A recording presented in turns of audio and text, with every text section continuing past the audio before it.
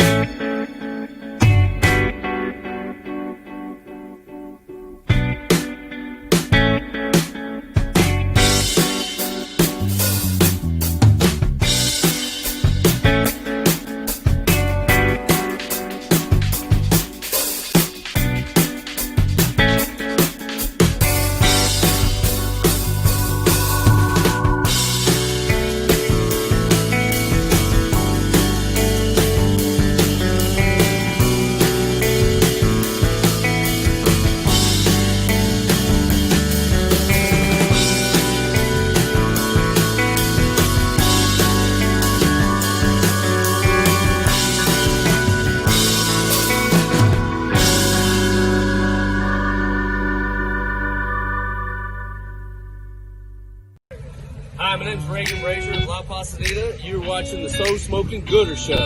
Are y'all high? Because I am. Enjoy the show.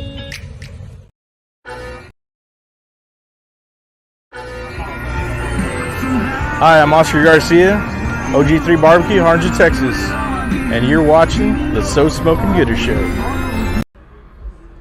Hey everybody, Phil Breeden, owner and founder of LC Barbecue, and you're watching the So Smoking Gooder Show.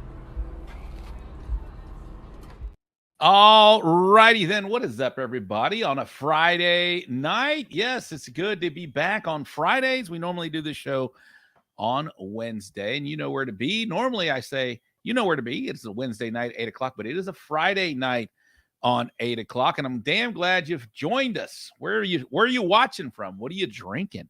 It's a Friday night hangout. We're going to have a great show with you tonight. We got Richard Fergola from Fergolicious BBQ, tearing it up, been doing it for a long time in the KCBS scene. We're going to introduce you guys to him. I know we got a bunch of Texas cooks here, but we're going to introduce you to a fun guy, a neat guy, and the guy's just killing it. And he's got a bunch of stuff going on, and I want to talk to him about his history. So we got him coming up tonight. It's also a Friday night hangout. Like I said, what are you drinking? It's a Friday night. We normally do this on Wednesday, so you ain't got to work tomorrow. You ain't got nothing to do. You got to put your trash can out maybe on the street. That's about all you got to do in the morning. So let's hang out. Let's have some fun tonight.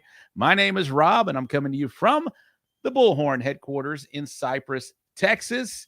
Damn glad you found us, whether you're watching us for the first time. I know Richard's going to bring some new people on. So if you are watching us for the first time, we do this show every Wednesday at 8 o'clock, except when there's no cook-offs coming up. Every Wednesday at 8 o'clock, we do this show on Facebook, on YouTube, on Twitch. We also put it to podcast. So however you're finding us, thank you for tuning in. Damn glad you did. Let's give some shout outs to the chat real quick before we get going. Daddy Dutch is in. My pits are burning barbecue. Michael Sistruck in the house. Jared McCrory. What is up? Ace Sutton. That's a new one here. Drunken Sailor here drinking a Kentucky Mule. All right. What's up, Ace? How are you? Rhonda Lay. How are you? Let's see the kicks, Ferg. All right. We'll get to ask him about that in a minute. Madwood. How are you, buddy? Good to see you. Greg Minotti. Killing it. Drop time smoke. Just killing it out there. You, Braun, how are you? Hello, barbecue lovers. Absolutely. Carlos Calzada, Smoking Los Barbecues in the house. Manuel Moreno, what is up, buddy? Tyler Cannon, Fergie Fire. Tyler, glad to see you back here, buddy. It took Fergie to get you back on. Come on, Tyler. Where you been, man? Let's see who else we got. Bill Purvis, first time watching. I don't believe you, Bill. Sandy Bergen, first time watching from Wyoming. Thank you very much. I appreciate it. Tim Kirkendall's in the house. Sous chef here. Maybe, Tim. We'll see you at the San Antonio Rodeo. Willie Richards. What's up, Willie? Glad you're here. All right. And play the TikTok. Maybe we'll do that. Again, guys, if this is your first time watching, we do this show mainly on Wednesdays. Every Wednesday at 8 o'clock, you'll find us with my show partner, Case Han. He is not here tonight. I am Han Solo. But yeah, we talk barbecue. We talk all organizations, mainly Texas, because we got a lot of Texas people that watch us. I'm glad to see the numbers rising up here. It is a Friday. This is not our normal night, but I figured why not? Let's do it on Friday. Give you guys a chance to hang out with us, drink whatever you're drinking. Hey, why don't you put what you're drinking right now in the chat? I'd love to see that. I'm having, you know what I'm having? Some Eureka Heights Brew Company is right back there. I got some Buckle Bunny on tap. I don't have the something light. So if I start getting a little slurry later, you know why. You know why, guys. Anyway, again, if you're new to the chat or new to the show, my name is Rob Rocha. I come to you from Houston, Texas, Cypress, Texas, right outside of Houston. I cook with a team called Bullhorn Barbecue, mainly here in Texas, but I have been all over. Been to Mississippi, been to Georgia, cooked at the Royal. So if you're here watching for the first time, thank you for tuning in. Let's have some fun. Jennifer Nafke's watching. Hello, Jen. Great to see you. Cesar Mahia, I'm getting you on Smoking and Toasting. That's for dang sure. Oh, Jennifer's drinking vodka. Scott Schiffel from Georgia. What's up, Scott? How are you, buddy? Thank you for tuning in. Dog Master Gin. All right. She's not playing. Some Singapore Spirit Rye. All right, guys. Well, thank you guys. I appreciate that, man. We're going to have a great show. Again, I said Richard Fergola. Let's bring him on. Let's get him on right now. He's already in the green room. Why not? Why not? Let's get this show started. Here he is right here. Richard, how are you, buddy? Uh-oh. I'm great. I'm hearing the ice jingle. That's like jingle bells right now. What are you drinking, buddy? I got a little bit of Angel's Envy on the rocks, baby. That is some good whiskey. That is some really taste like vanilla notes. I feel it feels like really, really nice. Really nice. Very good on a cold day in KC. I was going to ask you where you come from. You're all over the place, brother. I'm actually in my bedroom at my house. When's the last time you've been doing that on a Friday night? I know, right? It's been a minute, man. Exactly. Well, again, a lot of Texas teams watch this show. We are branching out. We've had Schaefer on recently. Brad's been on. A lot of guys have been on from the KCBS side of things. Why don't you introduce yourself, please, and tell us a little bit about yourself real quick. Sure. Richard Fergola, Fergolicious BBQ, founder and pitmaster. Live in Gardner, Kansas, which is a little suburb of Kansas City. Started Fergolicious back in 2012 and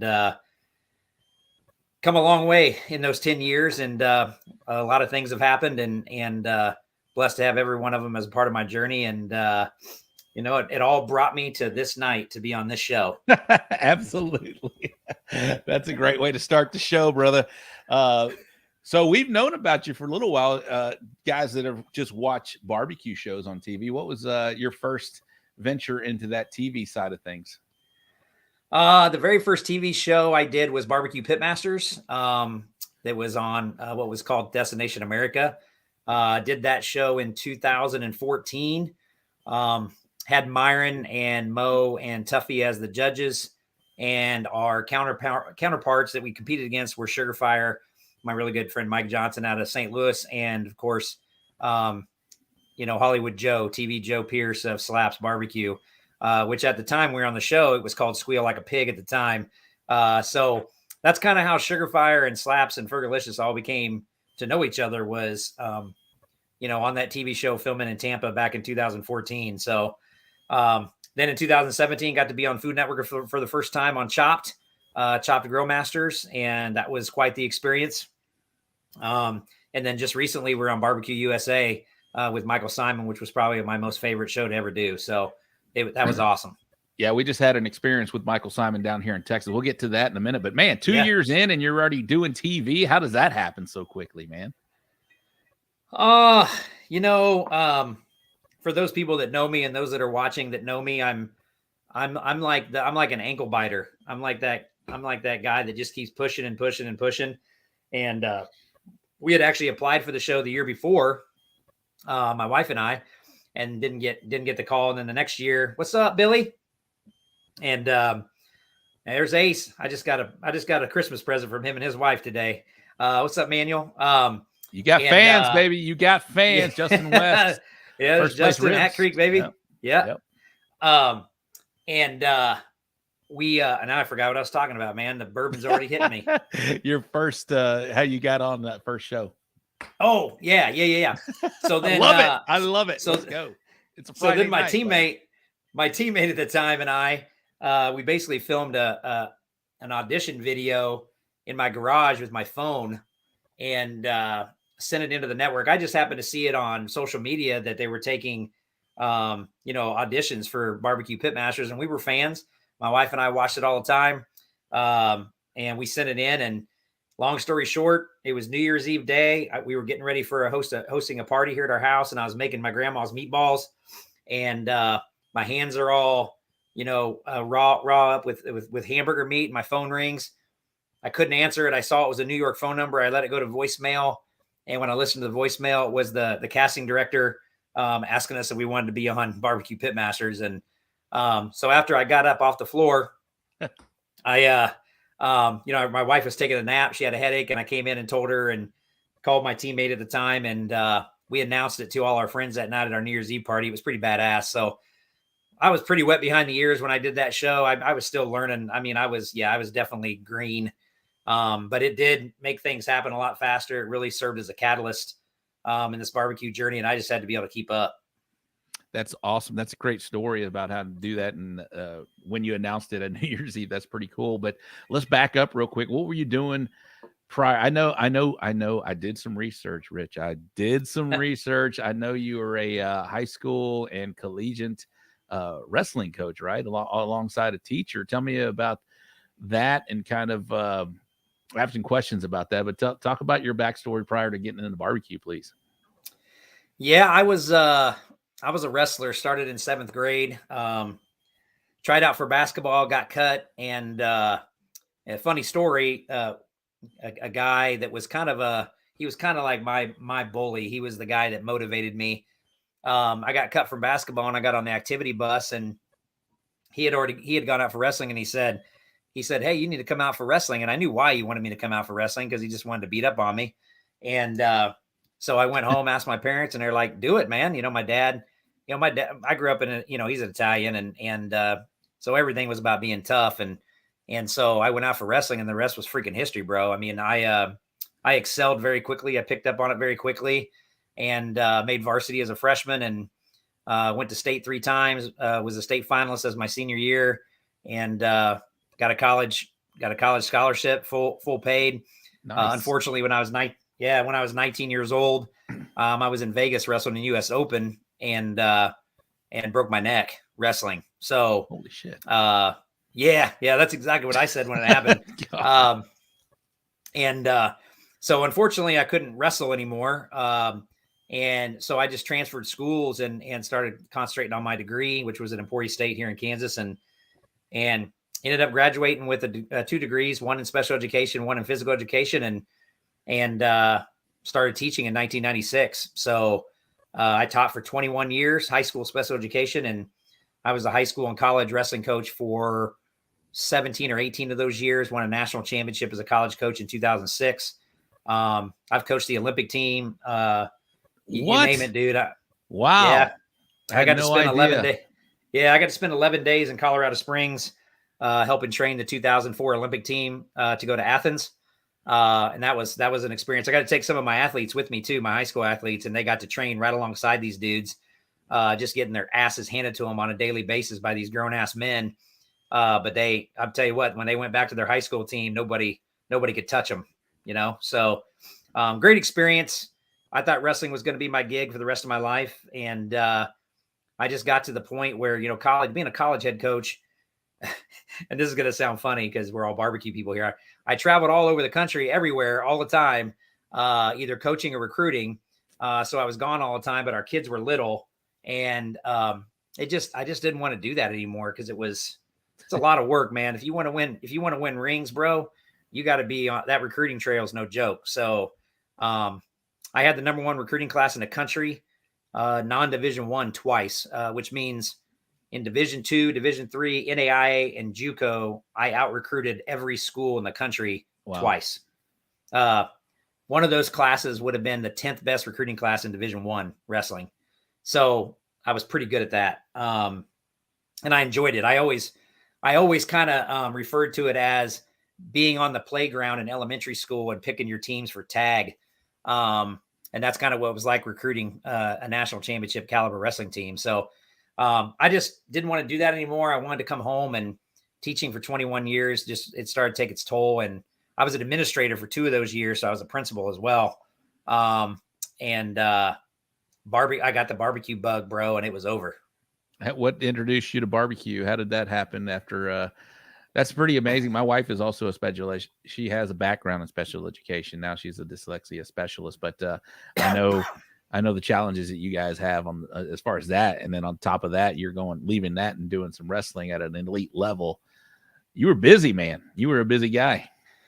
Yeah, I was a busy man. Recruiting was, I'm just not one of those guys that I don't get into things to be mediocre. I want to be the best at what I do. And I know what that takes. It takes effort and it takes work ethic. And if you're not willing to put it in, why do it in the first place? So, teaching was great. It was what got me into barbecue though was when I was going from a teacher to an administrator, my colleagues got me a seat at a KCBS CBJ class to become a judge here in Kansas City.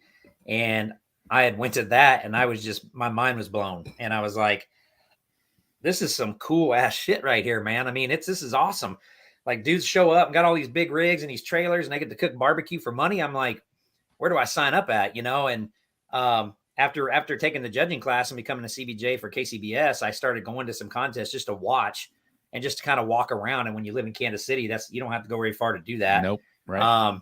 And so, and then, I was trying to come up with a name, and our youngest son, who's a senior now, he was 6 at the time. He's the one that came up with our name, Fergolicious. And I don't know how he did it at 6 years old, but he did it, and went and judged our first contest in Cameron, Missouri.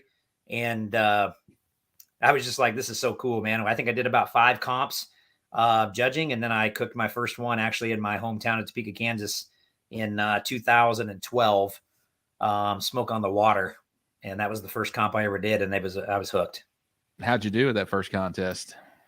50 teams, and I think I got like 19th place overall, but got 3rd in brisket, and I guarantee you that brisket was not good. But it got 3rd that day, and it was raining the whole time, and we were under 10 by 10s and cooking on offset pits, and cooking a Costco Prime. And I didn't know what the hell I was doing, but I just know it was fun. And I was exhausted when I got home, but I just, I was like, when's the next one? And they handed Don't- me a check for $50. Don't sleep on those Costco Primes, brother. Those are nice. Those are nice. I've cooked pieces the hell of a lot meat. of them. Oh, Yeah. hell yes. Guys, if you have questions for Richard Fergola from Fergolicious BBQ, drop them in the comments. We're going to be here for a little bit. We'll be getting to know him a little bit more. As we just found out, he's a high school teacher, special education teacher, and also a wrestling coach in the high school level and college level. Badass recruiter. So tell me something about, like, how do you take something that you've done from teaching? I know you are now teaching barbecue, but how does that teaching and, more importantly, the wrestling coaching help you when you started out in barbecue? Or I'll tell you, it 100% did. Probably the wrestling side more. And I had great mentors coming up in wrestling. I mean, my high school wrestling coach, we're still friends to this day. He was the best dude on the planet Earth when it came to believing in me. And I think that, looking back at it as an adult now, looking back on those experiences, it's amazing. And you don't really know that as a teacher and a coach why you're doing it, but the amount of impact and effect that you can have on an individual if that individual is willing to accept it. You know what I mean? It's and he had that effect on me, and he made me feel like I could run through a wall, like I could do anything. And I was mediocre athlete, man. I mean, I was, I had to earn everything. I didn't just come in and, he was like, damn, look at this kid. I mean, I had to learn it from the ground up. I never wrestled. The most wrestling I had done is in my living room with my dad on Saturday mornings with All Star Wrestling, and he was throwing me up against the wall and clotheslining me. And, that was my wrestling experience. I was coachable, I listened, I wanted to learn. And I think everything that I learned from that, not to be too cliche-ish, but, wrestling is not it's not an easy thing to do. It can test your will, your mind, your heart. When you get down, you definitely have to get back up. And if you're not willing to do that, you probably need to find a different sport. But all of those things just kind of calloused me over a little bit and made me, mentally strong and physically strong. And so when you get into barbecue, you're going to face the same things, man. You're going to have, just like in coaching, like when you're a college head wrestling coach, you could have a coaching buddy that was your best friend until you guys have to recruit against each other. And now you're not friends anymore. You know what I mean? It's like, I experienced all of those things. It wasn't everybody, but you experience those things. And there's always going to be haters out there. And same thing in barbecue. You have to be strong. You have to be mentally strong. I talk about these things in my comp classes. I think competition barbecue has a psychology to it. So, and you have to overcome. I mean, it's not cheap. You got to figure out how to make money. You got to, all of these things, you got to endure weather. You got to endure not having the best equipment right out of the gate. All of these things are factors in whether you're going to succeed or not. And I think wrestling definitely made me that individual where I feel like I can do anything. And when I feel like I can do anything, as my dad or my mom used, always says, she goes, that's when you're a dangerous individual. Absolutely. While we're talking about wrestling, Kent from Daddy Dutch Barbecue, what's your favorite wrestling move, man? Oh man, I'll tell you what. I did see the other comments. I will get to those in a moment. Y'all keep going. Okay. Y'all keep bringing them. Keep bringing them. I will have to say that as probably as a young wrestler and as an old guy now, my all-time favorite move is probably the front headlock. I mean, it's lethal. I could put dudes to sleep with it. It's a nice, you're cutting a little bit of the air off. And I use that move a lot. When I was a high school wrestler, I used to cradle the hell out of everybody and put them to their back. As I got older into college, I really enjoyed freestyle and Greco, which is the Olympic styles of wrestling. And I enjoyed throwing people. That was always also my favorite too. So, but a good old front headlock is pretty hard to back, it's not the checking their oil. Hey man. Hey, that's a real thing, bro. That's a real thing, Kent. It's all about the hands right here, man. It's that little hook. That's how you score them 2 points. Sleeper move. Bill knows about that. Bill, in between pork and brisket, Bill knows about that sleeper move. He'll sneak up in your trailer and put you out. That's right. Absolutely. All right, so let's fast forward, you talked about 2012, you got to start 2014. You were doing, we talk about them early years compared to where you're at right now, those learning deals. Were you doing mainly a lot of us back then, there weren't, I don't know if there were classes back then. I don't think there were. So a lot of, testing the judges, right? Putting it out there and see what happens and figuring it out. When did you feel like, from your start to where you started finding your groove, when about was that? Yeah, there were no classes. I think maybe back, I've never taken a class, but I think maybe the only person back then that was maybe doing them was Rod Gray. But I just watched a lot of TV. Like I said, I watched Barbecue Pitmasters a lot, and then a lot of trial and error. It was just trying to learn. And I didn't do a whole lot in the beginning. I think that first year we only did like 3. And it kind of goes back to that psychology piece. I mean, there was, contests we'd go to and we didn't do well, and that you could feel the tension and we were all mad. And, when you want to succeed, it's hard to kind of handle getting your ass beat. And you got to, it's going to happen. You just can't be good right out of the gate. Right. Is that what you do when the judges get? No, I used to. Checking the oil. Checking the oil. I got you. Compared to now, and I used to get mad all the time, if I didn't score, but the problem is that I didn't know why I was mad, and I think that's an important piece. And even with classes today, people can learn all they want. Like I've got my first class of this season tomorrow and Sunday, and my comp class, and I'll teach them everything I do, every detail, everything I do. They're going to get to see it, but then they have to go out and execute that exactly like I do, and have that mindset like I do, attention to detail like I do, all of those things. And I'm willing to give them that information, and then they're going to have to find themselves within that and be able to execute it that way. So, and I think that's the difference now compared to when I began. I didn't know, I struggled with that, finding my place in that world. And I think now I know where I'm at, I have for a couple of years, and I know what I want to accomplish. So when you go into a comp and you know what you want to do, and the cliche thing is I'm coming to win a contest, and we all are doing that, but you go there to accomplish some things and you want that feedback. And that's, it's like we'll be at a contest. Like we were at a contest. I think it was not this season, but last season. And I think we got like 6th place, but we scored a 700. And my wife she was mad, because we got 6th. That's tough to take. Yeah. Hell yeah. It is. But I said, honey, we scored a 700 today. They loved our food. And then she came back with, well, they liked everybody else's better. I'm like, that's true. 5 other people better, but we still scored well, which means we're turning in quality world-class food. Grant Coleman checking in from Australia. What's up, Grant? We're worldwide now. Thank you very much. Appreciate you, Bubba. Nice. Yeah. That's tough to take, man. Yeah. That is tough to take. So it does take a while, right? To find your way in the barbecue scene or the barbecue world, or just to make your mark as far as being consistent. What has been like one of the main tools that you've kind of figured out to help you become this cook? Because right now you're doing well. We'll go over your accolades. You are a world champion. We haven't even mentioned that. We're talking to a world champion right here. So when does that figure out in your mind? 3 years in, I don't know. We're probably talking 5 years in, but right now. But when did you kind of find, okay, this is who I am. This is what I'm going to turn in. This is my profile. And, at some point you get to that level to where you're just like, all right, this is what I'm doing. It's worked.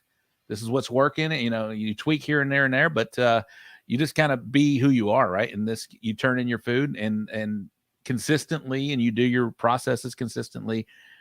When did that happen for you? And what year are we talking about at this point?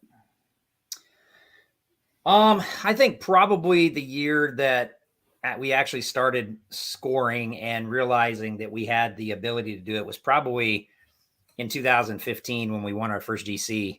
I think at that point, it was still a lot of that trial and error.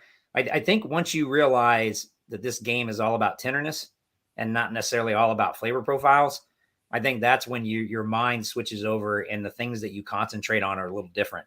Great point, people. Tim Shear, and I've had a lot of friends and mentors in this game. that you have a lot of conversations with. Tim Shear, I considered him a good dude. Tim Grant from True Bud. There's lots of people out there that you just have conversations with. And, Tim Shear said one time, he goes, Fergie, I can take any rub, any sauce and use it, but if I don't cook it right, it ain't gonna matter.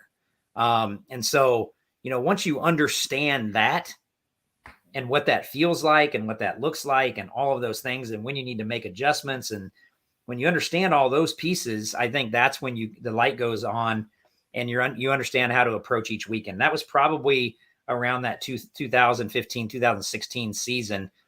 And then when that light did go on going into 2017, that's when I said, all right, I'm going to chase points for the first time.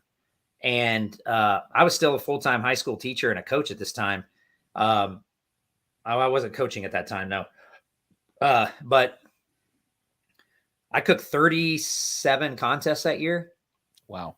And had 6 GCs and 4 or 5 RGCs, and missed the auto to the jack by 1, and then had 6 bungs in the draw and didn't get drawn, and finished number 9 in toy overall and finished in the top 25 in toy in all 4 categories. What year? I'm sorry, what year was that? 2017. Okay. Nice. Yeah. So that year was the year where it all came together and was like, okay, I know I can do this, and this is what it takes to accomplish it. And I told myself that I had to go out and make a run in order to understand that fully. And I think a lot of people that haven't done that yet aren't quite sure the amount of work and time and money that it takes to do that kind of a thing, to cook 35 comps, and commitment. It's a huge commitment, not just physically, but mentally. You're every weekend you're sleeping in your trailer or a hotel, or you're on the road or whatever. And those are all factors, man. All those things come into play. And that's when I knew I could do that. And I'm like, so I'm going to do it again. And then for like the next 4 years, I cooked, 30 comps a year, until COVID hit. And then I didn't cook any that year. That's a big deal, man. Cause this has been my first full year to do a comp or a chase. Right. So I cooked 27 events in CBA this year, and you're right. It's not only just physically, it's mentally on you, because you get done on a contest, and in the KCBS world, you guys are at Saturday, once awards are over, you guys are gone, right? CBA, it's kind of different. We kind of hang out, we do our thing. So we're leaving on Sunday. A lot of us are anyway. I am anyway. We leave on Sunday. We get home Sunday afternoon, depending on how far the travel is. But then Wednesday comes back around really quick, right? So where you're getting ready for the next comp. It's a tiring. Obviously when you're in the moment, it's something that you're striving for, and you have a goal in mind to where you want to go and win. But it does become a lot of work, and at that point, at some points it gets tiring, and you're like, oh my gosh, here we go again. You just got to get over that mental block or that physical block to go. And that's a big deal. You just kind of mentioned it right there. Yeah. It's a routine. It's, that year, you think about it, that was 35 weekends out of, 52 that I'm cooking. And so it just becomes a routine. But I think that's also a good thing, because when you do show up at a contest, you already know what's happening. You already know what you're going to do. You just need to get your set in place, and then you just run your playbook, dude. You just run it.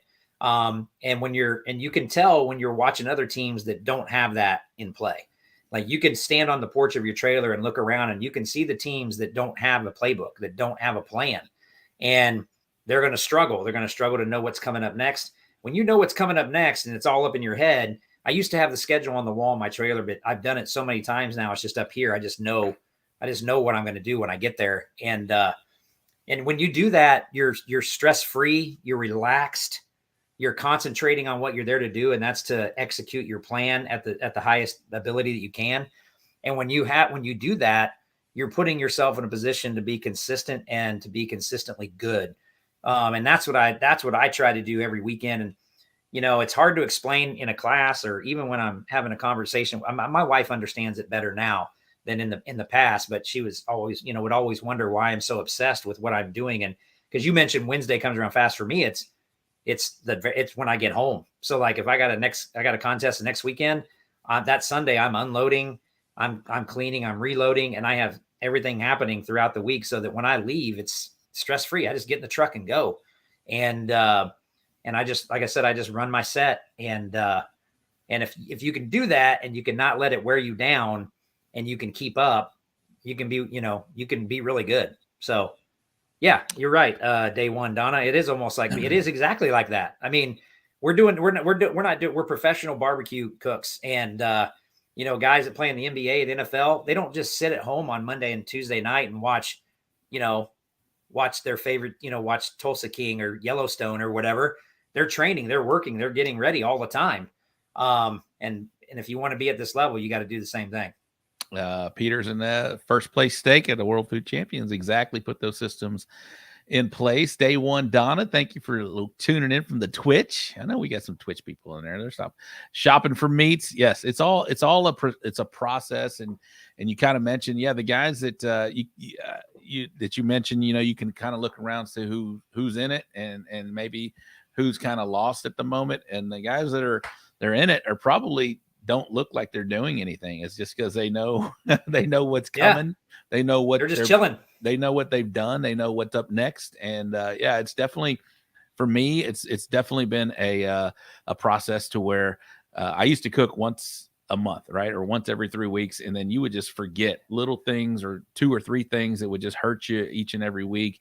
And, you can be dangerous. You can win a category or something and be dangerous for the event, but you're not consistent. And the more that you do, definitely helps you. And you just don't think, like you mentioned, you used to have stuff on a board. You don't need it anymore just because you've done it so many times and you know what's coming up. Right. And those guys that are on their game don't look stressed. They don't look like they're running around until, for me, maybe a minute towards turn in, but it's just, it's something that repetition, man. The repetition just keeps you focused. It keeps you on point and it keeps you sharp, man. That's for sure.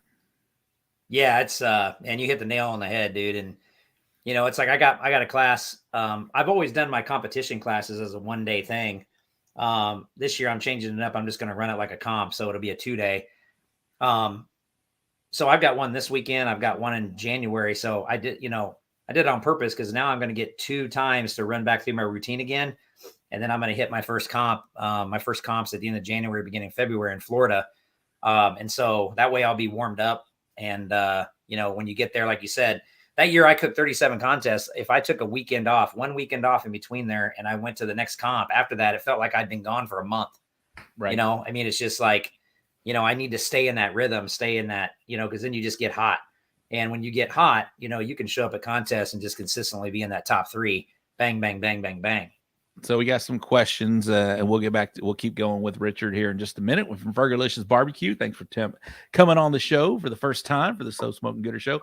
Bill Purvis, have you ever had to wrestle someone at a cook-off? Smitty challenges me that shit all the time. If Smitty's listening, we were just together a couple nights ago, but he always challenges me and wants to wrestle me because he says he wrestled in the Navy. And I just keep telling him he doesn't want none of that. So, but no, I haven't had to wrestle anybody. I will say this, at 2017, Watertown, South Dakota, it was July. It was hot as hell out. And, I was taking a nap in my trailer and I heard a bunch of teams next to us having a good time, and Shiggin and Grinning was next to us. So I stepped outside and went over there and hung out with them and had some drinks. And one of Jeff's sons at the time, I think it was his son, Leo, he was only like 9 years old and he wrestles. And so I kind of something just happened real quick. Give me 1 second. You continue that story. I'll be right back. Okay. For your listeners out there, Shiggin and Grin and Jeff Vanderlyn, his son Leo, wrestles. And so I reached over and I asked Leo if he knew what an elbow pass was, which was a move, a setup. And he said, no, I didn't know that. And so I showed it to him. And so for about 45 minutes, I was in the grass in Watertown, South Dakota on a Friday night at a comp, just hitting elbow passes with this 9-year-old. And I went back to my trailer, and my teammate at the time had woke up and I'm all sweaty. And he was like, he's like, why are you sweating, dude? I said, I was just out here drilling with a 9-year-old here at the barbecue contest. So That's about as much wrestling as I've done at a barbecue contest, Billy. How about you, Billy? Have you wrestled anybody at a barbecue contest?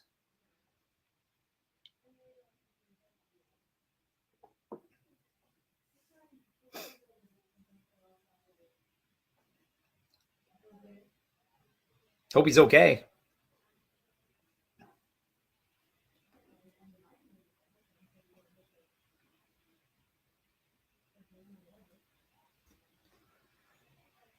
Fire those questions away, people. Bring them at me, man. I don't know if he's got control of the questions or not, but fire them away. And make sure you check out.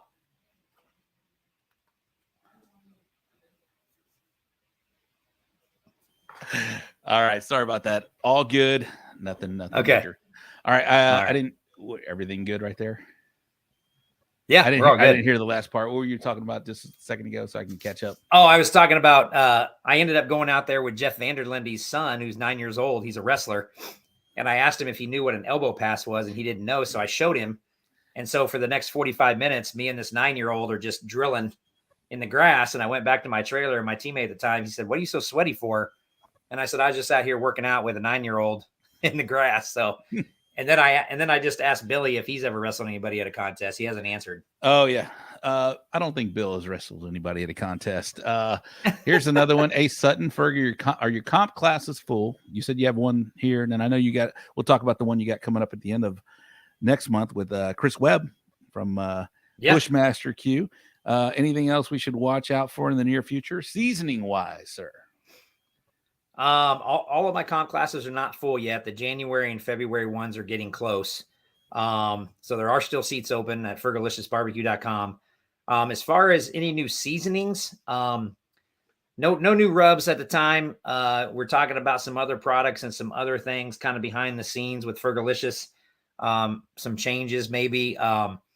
That's kind of down the road right now. We're kind of in the R&D phase of that right now. So, but nope, just our 6 rubs are still running, still winning, and still as good as ever. You mentioned them. What are the 6 rubs you got going out right now you can find? So we've got the original all-purpose. We have the Sweet Love, which is our main competition rub. The Red Hot Love, which is a honey habanero. And then we have our SPG, which is salt, pepper, garlic, and butter. And then American Pie, which is apple cherry. And then our most recent one is the Smoke Show, which is a butter pecan. The Sweet, the SPG, and the Smoke Show are my 3 main competition rubs. Butter pecan sounds interesting. That's for damn sure. I want to put that on some ice cream or something. Oh, bro, it's legit. Actually, the American Pie is really good on ice cream. We did it in Nebraska. All right. Let's see. Ace has another one. I'm sorry, that was the one. But Ferg wrestled Smitty. Did you wrestle Smitty? Is that true? Has that happened? No, we have not wrestled each other. And Day One Donna, I know you don't have a restaurant, right? But do all restaurants serve pork belly with the sweet syrupy sauce? Pretty much. I mean, yeah, I mean, not a lot of restaurants serve pork belly in the first place, but the ones that do, it's usually going to have a sweet flavor profile to it. Yes, Belle. I needed to check on Diane. I thought I heard something, and my wife just had surgery, so we're making sure everything was cool there. She's fine. Everything's good. Oh, okay. All right, Rich Fergola. Let's get after some Proud Souls barbecue. All right, let's. We'll get to that in just a second, but I'm awake. Danny's awake. Yes, he is. Hey, so we hit the 2017. You're kind of where you're at now. You just hit that the Michael Simon show, the Barbecue USA. Is that right? Barbecue USA. Yep. Yep. And we were just at a contest in Uvalde, Texas, where they were out filming as well. It was really cool to see some of my good friends out there getting showcased. I saw Jackie Milligan, Tom Fuentes, John Segura, Paul Whitaker, Clarence Joseph, CJ Bean. And if I'm missing somebody, I might be missing one. But talk about that experience, man, as far as now that you are an established badass, you're a world champion. And being a world champion, you won the KCBS Invitational in 2019? 2021. Just last year, yeah. Just last year. That's badass, by the way. But yeah, so you've been you're now a veteran of doing some of these barbecue shows, but talk about, you said it was your favorite one to do. Why was that? And talk about the difference between the Barbecue Pitmaster show and this one. And let me start by saying this one is my favorite of the ones that they've done. I remember back in the day with Barbecue Pitmasters where they took you inside the trailers. They kind of followed some teams around to where you got to know them a little bit during the show, and then you got to see how they did at the contest. And this takes you back to the original Barbecue Pitmasters to where they're in your trailer. They're kind of, we get to know the competitors a little bit during the show, and then we get to see at the very end how they did. And to me, that makes a great show. That brings the people into kind of the public. It brings the public kind of into what we do each and every week. So you mentioned it's your favorite. Tell me why. I just kind of outline why I love it. Yeah, you basically just answered it for me. I mean, that's this was not a game show format. This was let's show everybody what these people do. And I think it was this Barbecue USA was just like the early season of Barbecue Pitmasters, but what that show was missing was a host. And this show had Michael Simon as a host that kind of served as that barbecue expert liaison in between us and the audience. And I think that's what really hit it off, because he knows his stuff. He owns his own barbecue joint in Cleveland. And thank you, Ace. It is amazing. Is Chris on that smoke show too?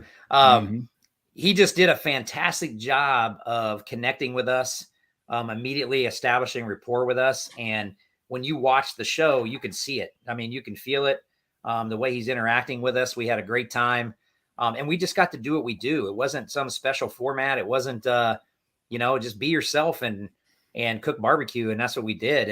And I think all 6 episodes reflect that. We were fortunate enough to be featured on episode 1, and I was also on the final episode at Memphis in May with Sugarfire and Smitty and all of us there in Memphis. But he just did a great job. I mean, they have teaching parts in the middle of it, telling you about smokers and how they work, what our timelines are. So I think the audience really got a good glimpse of what competition barbecue, not just KCBS, but KCBS, GBA, MBN, CBA, everybody got love. And I just think it was fantastic. Yeah, his the diagrams just kind of explaining different type of smokers, where they did a gravity smoker, where they have the the animation. It really brings you in. It brings people that don't know about barbecue. It brings them in to where they get a little understanding about it, and the fact that they make you guys that are being filmed, like you just mentioned, y'all had a rapport immediately. It makes you guys comfortable to allow them in to the trailer. You can really be yourself. You saw some of the personalities, and you saw like Luke crying when he cut a brisket. It was just and some of the the shit talking really that we talk about, because it's fun, man. We go out there, we all try to compete, we all try to beat our heads together and beat each other's brains out, but it's fun to see that side of the competition. And the fact that Michael Simon, you just mentioned, that's the difference, right? You got a host that goes in there and does that. And it's just cool. And to see it on the backside, to see it, while they were filming. And I can't wait to see the people that I really know, our good friends that were filmed this weekend, see how that show goes. Nice. Yeah, I look forward to it as well. Yeah. So you got any more coming up that you know of, or are you just kind of waiting to get a call? I mean, I've got my name in the hat for a couple.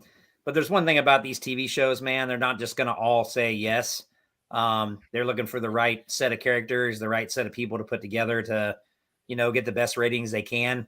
And if they don't pick you, they don't pick you. That is what it is. You just move on. I mean, and a lot of these shows is hurry up and wait. I mean, you'll put your app in, they'll tell you to send something in, and then you just sit there and it's like dead silence forever. Yeah. As seen on TV. Oh, absolutely. So now, let's talk about, I got a question here from Tim Kirkendall. Can you over inject chicken? So now CBA is not just a half chicken organization. We do now do, pieces. You can do thighs, you can do anything you can do other than pulled and shredded. So you can do, like a KCBS box with thighs, with wings, with drums, with whatever, you can still turn in a half chicken. Somebody just asked him, can you over inject the chicken? Or, I know that Schaefer was just down. Brad Leininger was just down, did a CBA event this past weekend that we were just talking about. What do you think about that as far as, A, what do you think about CBA doing some pieces now? And B, and let's answer Tim's question, can you over inject the chicken? I think that's cool that CBA is doing that, kind of broadening it out. I think the CBA thing is really cool. I would actually like to cook one of those at some point.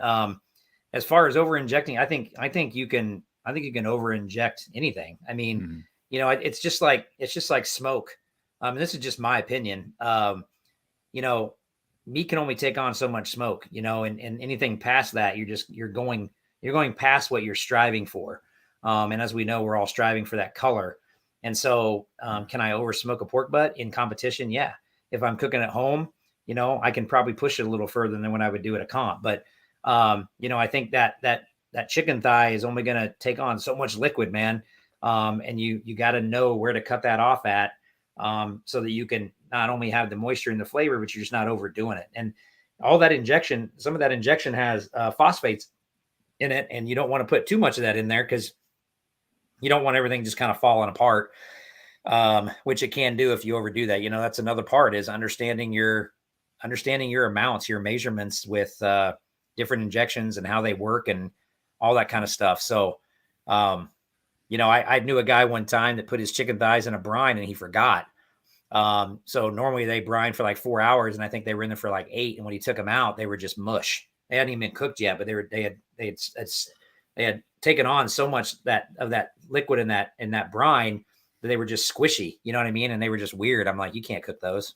So awesome. All right. So give me a minute. I'm going to do a quick sponsor spot. It's going to take me about 2 minutes, and then I'll bring you back on. So if you need to go get a drink, if you need to go to the restroom, we're going to bring Richard Fergola for Fergolicious BBQ back here in just a minute. You got time for a break? You got time to come back?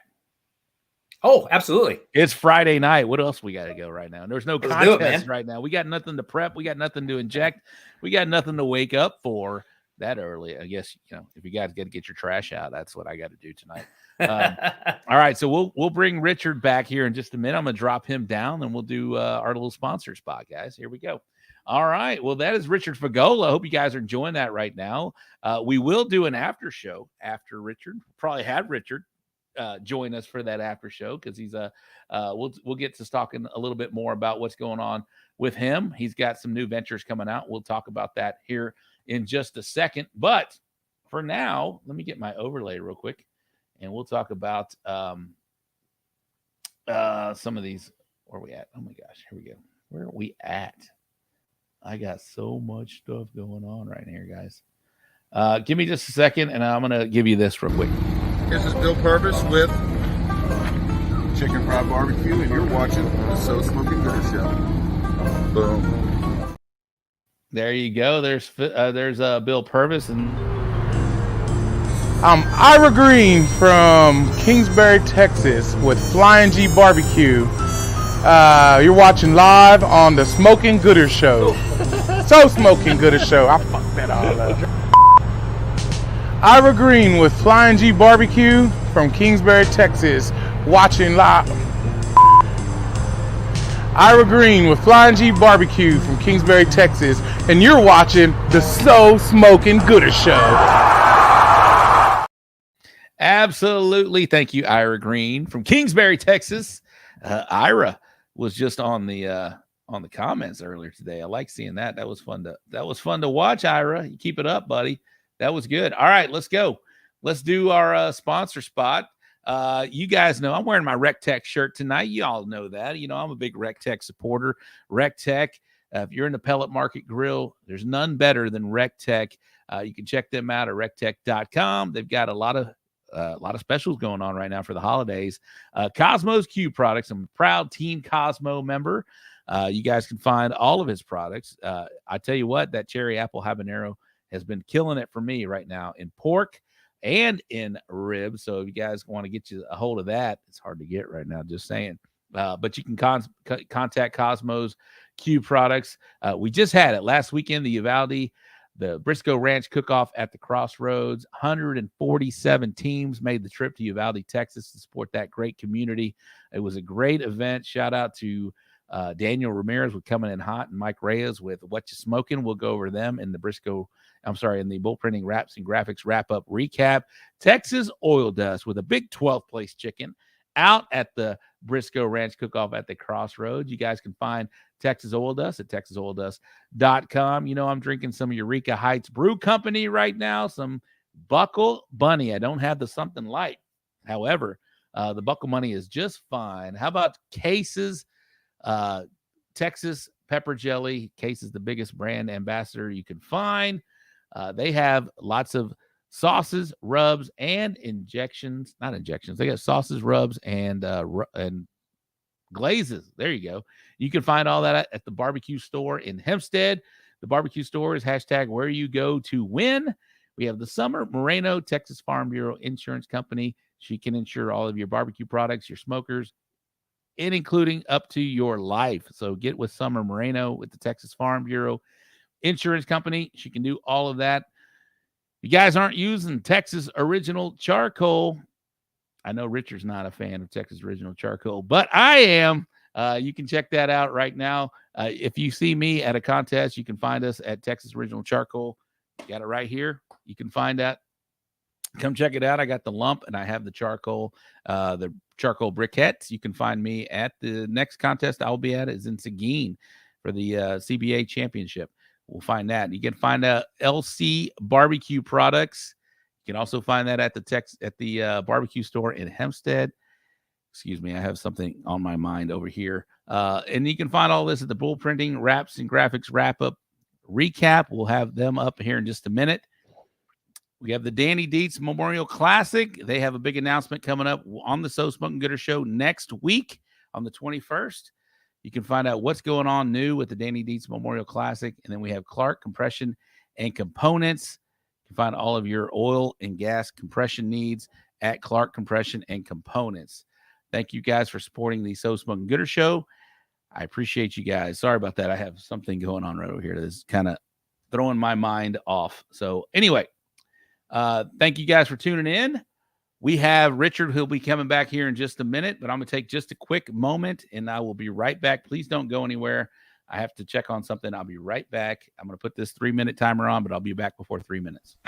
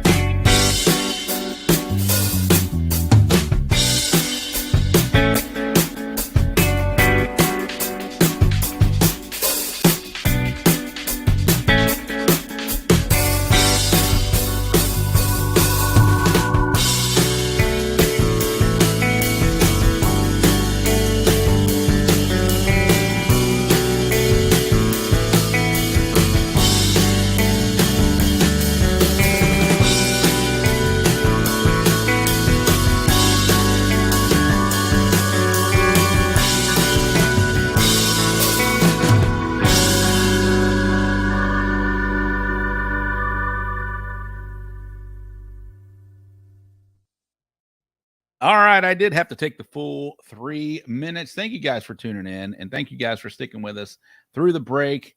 I did have something going on. Everything is all good now. So we'll bring Richard back here in just a minute, but let me get my banner back up here. So we got him. There it is right there. All right, there it is. Richard, I see you filled your drink back up. Thank you very much. And yeah, baby. Thanks for sticking through the break. Thank you to everybody that stuck through the break. I had a little incident I had to take care of, so it was throwing my mind off really, but everything is all good. All right, so let's talk about you got a new venture coming up. You're I see the hat. You're now with Proud Souls Barbecue and Provisions, and y'all have a new location, right? So Proud Souls, we had Chris Webb on about 2 weeks ago, or maybe longer than that, 3 weeks ago, after he won that Big L Reserve Grand Champion at the American Royal. But talk about what's going on with Proud Souls. Talk about your involvement with that and how you got involved and what's all going on over there. And what is Proud Souls, by the way? Well, first of all, I just want to make sure that you know that Chris is not sitting in a chair behind me like I was during his interview in our hotel room. That's right. Where were y'all at then? At the Invitational, the Royal Oak Invitational, right? No, we were on our way to the World Championship in Alabama. Mm. So we were at our hotel in Tennessee on the way down. That's right. Proud Souls, man. What can you say about these guys? There's a lot. I mean, they're awesome dudes. Done a great job. I think they're the best in the business. I've always been a firm believer that no matter how hard you work and how much time you put in, there's always going to be somebody out there better than you. And these guys were it. I mean, I thought I was working hard and doing a great job, and these guys showed me another level. And it all started. Chris and Tony came down and took Chris Schaefer and I's class last February, and I took him out to a local bar and grill that's here in KC, and we just kind of started chatting, and one thing led to another, and here we are. We're getting ready to open up a Proud Souls KC. It's on the Missouri side, up north, up near the airport. So it's in a huge traffic area. It's in a strip mall there.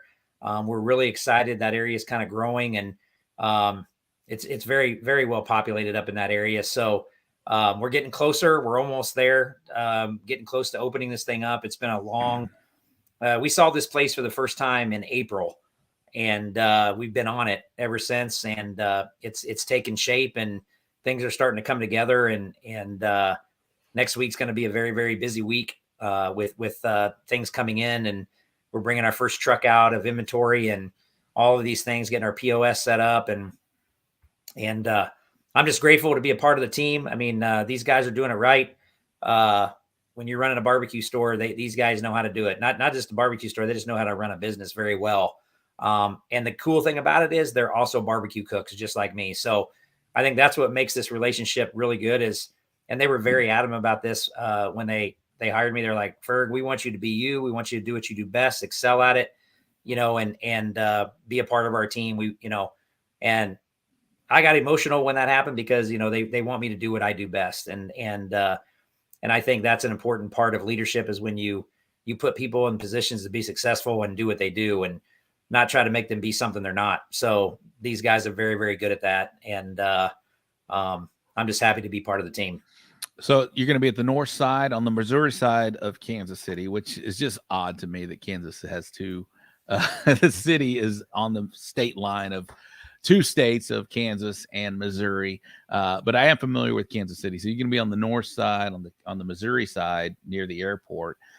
What can they expect when this store opens? I mean, you guys going to have everything under the sun? You're going to have y'all going to have classes that y'all do at the store? What makes this venture a little different than maybe some of the other barbecue stores that are already in Kansas City? Yeah, this is going to be 4,040 square feet of barbecue awesomeness. I mean, wow. That's huge. They're within that 4,040 square feet, you're going to have storage. We're going to have a full kitchen. We're going to have a teaching area. We're going to have an outdoor kitchen area. It's a big space. I think the coolest thing that we're going to have that no other store in Kansas City is going to have is Yoder. that's never been sold in the Kansas City area. They are made in Kansas, but Proud Souls is one of the largest Yoder dealers in America, and so that was a big deal for us opening this location, was that we would have Yoder, and we've got their full support and their full backing, and we're really excited to bring that product to the KC area.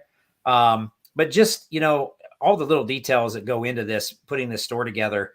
Our whole team, from Tony to Chris to Dan. Dan has been working his ass off from Denver and coming out here. He'll be flying back out here again on Monday, and we've got a big day with our truck coming out. And Kim, our GM, and myself, as far as the marketing promotion guy. So yeah, Chris, shit hits different. That's right. I think Kim and I both spent the last 6 days out in Denver last week. We did some training. We loaded up our trucks, got inventory together. We basically had our holiday party at the Chiefs Broncos game. Just the camaraderie, the way the staff is together, and all working towards one goal. I got to help teach a class while I was out there, a holiday class, and had a blast teaching that with all the guys. It's just, you just know when you step into their store, man. I mean, it's just saying it's about customer service is not doing it justice. It's just the knowledge, the customer service, the products. These guys are just very good. And that's the fun thing about when we have phone conversations or we're meeting in person, everybody's kind of clicking together. Everybody's kind of bang, bang, bang, bang, bang. And it's hard to beat, man. It's just really hard to beat. That's amazing, man. I can't wait to see what you guys are coming up with. So when tentatively is this going to open? Well, it's going to be in January. Okay. Hopefully early January. My next class is January 14th and 15th, and that class will be there at Proud Souls. So I haven't really said this officially out to anybody yet, but I don't see the harm in this. We're probably going to do a soft opening. We're probably going to do like a soft opening first, since it is winter time. Breaking news. So we'll be open. It'll be soft. We're not going to do anything big splash out of the gate. And then we'll save that for probably March, when it's a little nicer out and we're getting closer to barbecue times. And we'll do a grand opening splash then. But hopefully early January is when we will have our doors open. Obviously, you just got to watch our social media. Proud Souls KC is on Twitter, Instagram, Facebook. And I share all that stuff via the Proud Souls in Denver pages and Fergolicious as well, just to spread the word. But that'll all come. I've been showing progress of the store and those kind of things. So we're getting closer. And we'll post that officially when we know that exact date. But next week's going to be a big week. So that's amazing, man. Best of luck to you guys. That's going to be, I know it's going to do well. You guys are going to kill it. Proud Souls in Denver is an amazing. I've not been out to that store, but I will be out to the KC store when I go up there and for the Royal. That's cool, man. That's great. You guys are going to kill it. I 100%. I know Chris. I know Tony. I know you now. All the best to you guys, man. That's going to be awesome. Thank you. So let's get there are a lot of Texas teams go up to the American Royal. You've probably seen. You probably know a lot of these teams already that go up there. A couple of years ago, there was a big roar when Texas teams got called. It's fun to talk to KCBS teams that kind of come on this show and kind of that were there. You were there at that point. What do you remember about a couple of years ago? I think Fred won. Fred won in 18 or 19. 19. I think it was 19. It was 19, and then we had COVID. Yeah, I think so. But 21, there was a huge, a lot of Texas teams kind of started coming up to the Royal, and there was a big, every time a Texas team got called, kind of a big roar. Do you remember that? Those days. What do you remember about that? Because a lot of teams like to hear that are watching this show.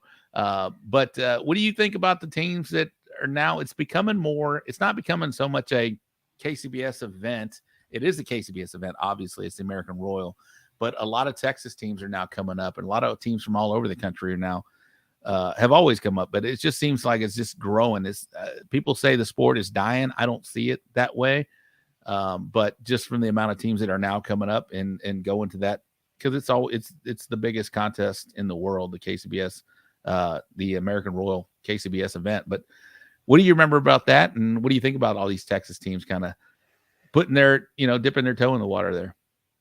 I love it. And, I'm going to be the first to tell you, if you're for barbecue, I love you too. You know what I mean? Like it's, whether you're Texas or California or Australia or the Netherlands, we're all part of a big barbecue family. And, I love all my Texas brothers and sisters out there. And I'll tell you, COVID, and then I think you guys had a little bit of a change down there in Texas with one governing body kind of going on the downslope, and then CBA coming up. And I think during that transition, a lot of those teams were looking for contests, and they ended up cooking a lot of KCBS. And I can tell you that's how I met Phil. That's how I met Bill. That's how I got a little closer with Fred. Fred's done some things with the barbecue league, which I'm an OG member of. But these guys were coming up to this area, and when I was running the other store that I ran, they'd come in, and that's how we all became boys, And last year I got to go down to San Antonio and do a full comp class with Phil.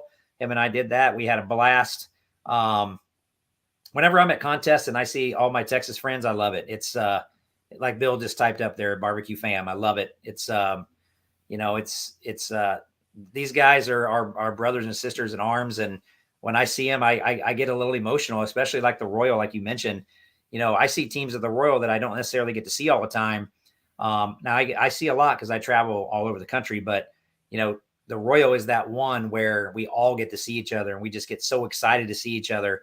It's literally like going to a family reunion and seeing people you just haven't seen in a while. And it's such a great feeling that can happen in this organization of KCBS, CBA, whatever it is. That we all cook barbecue in a parking lot, but when we see each other, we get all giddy like little kids, man.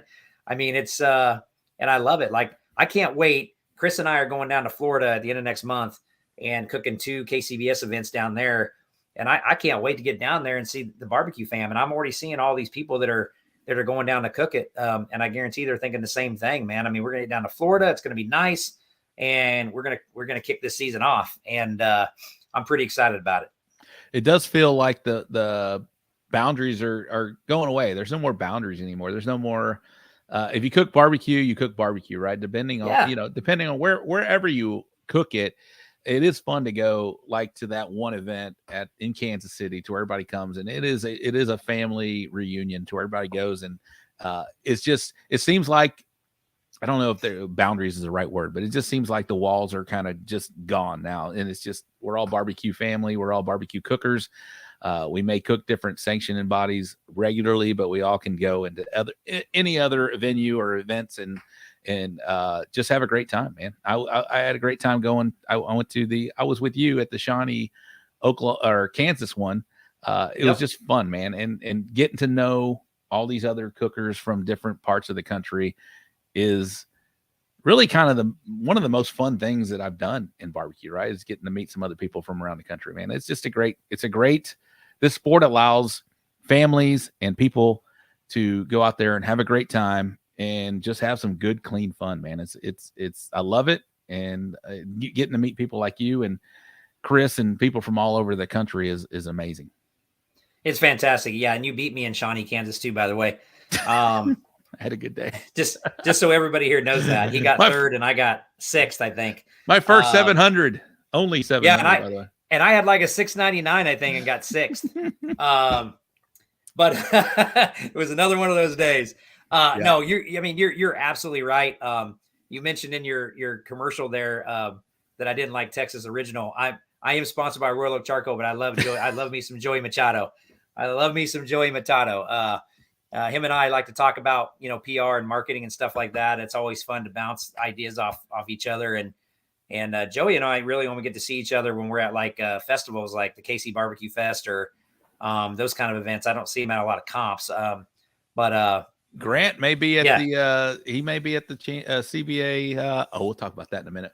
The CBA World Championship coming up next month in January. I think Grant's coming down. That's awesome. Nice, Grant. And I'm trying to get to Australia so I can cook down there. So I'm trying to get there. I'm trying to go to Canada. I got some things in the works to maybe do some classes and a comp in those countries. So we'll see if that all pans out. So you are a world champion, KCBS Invitational. I guess the Open and the Invitational has a world championship attached to that. What designates a contest calling themselves a world championship? I asked this not just to you. I've asked this many times. So I just we're just feeling out opinions. What's your opinion on this subject? Well, I think, I also think that the team that wins the KCBS toy, in my eyes, is a world champion as well, because all the teams in KCBS are all around the world are included in that. So those teams that are cooking KCBS comps in Europe they're scoring points in our system, even though they're not over here cooking directly against us in the United States. So, I mean, if you've got teams from all over the world there in your sanctioning body, I mean, I see that. I mean, it's the same thing with the American Royal. It's got teams from all over the country. Memphis in May has got teams from all over the country, not all over the country, all over the world. Because I haven't cooked Houston Livestock, but it's got teams from all over the world as well. Yeah. Correct? Yep. So, I mean, you start rattling off those contests, and, Memphis in May, American Royal, the Jack, the KCBS World Invitational, Houston. These are all world level competitions because you're competing against barbecue cooks from all over the world.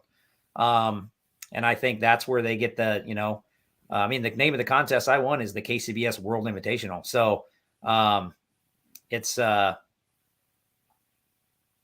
what's Chris talking about? I probably missed it too. I'm sorry. Okay. But anyway, that's my opinion on that. There may be some people that say, it's not, or whatever, or winning Memphis is not winning a world. You're always going to have people that have their opinion. I'm just the guy that goes there and cooks the contest. And if they're going to call it that, that's what it is. So, I'm not a rule guy. Yeah, 100%. They're going to call it a world championship, and they have somebody from Mexico, and it's a world championship. Let's go. Yeah. You win it. Let's roll. Let's roll with it. All right, man. Well, this has been great, man. Thank you for spending some time with us, man. And, we do like to do an after show after this deal. It's a Friday night. It's at 9:20 Central Time. If you guys want to stick around, and if anybody else wants to join this after show, we're going to take a quick break. But we will come back for an after show, and anything goes in the after show. If anybody wants to join in, anybody wants to join us, Richard, if you're in, let's go. I'm in. Chris Webb, I know I told him, and he's like, I'm down. I'll send you a link, Chris Webb. If you're down, let's go. Grant from Australia, if you want a link to join us, let's go.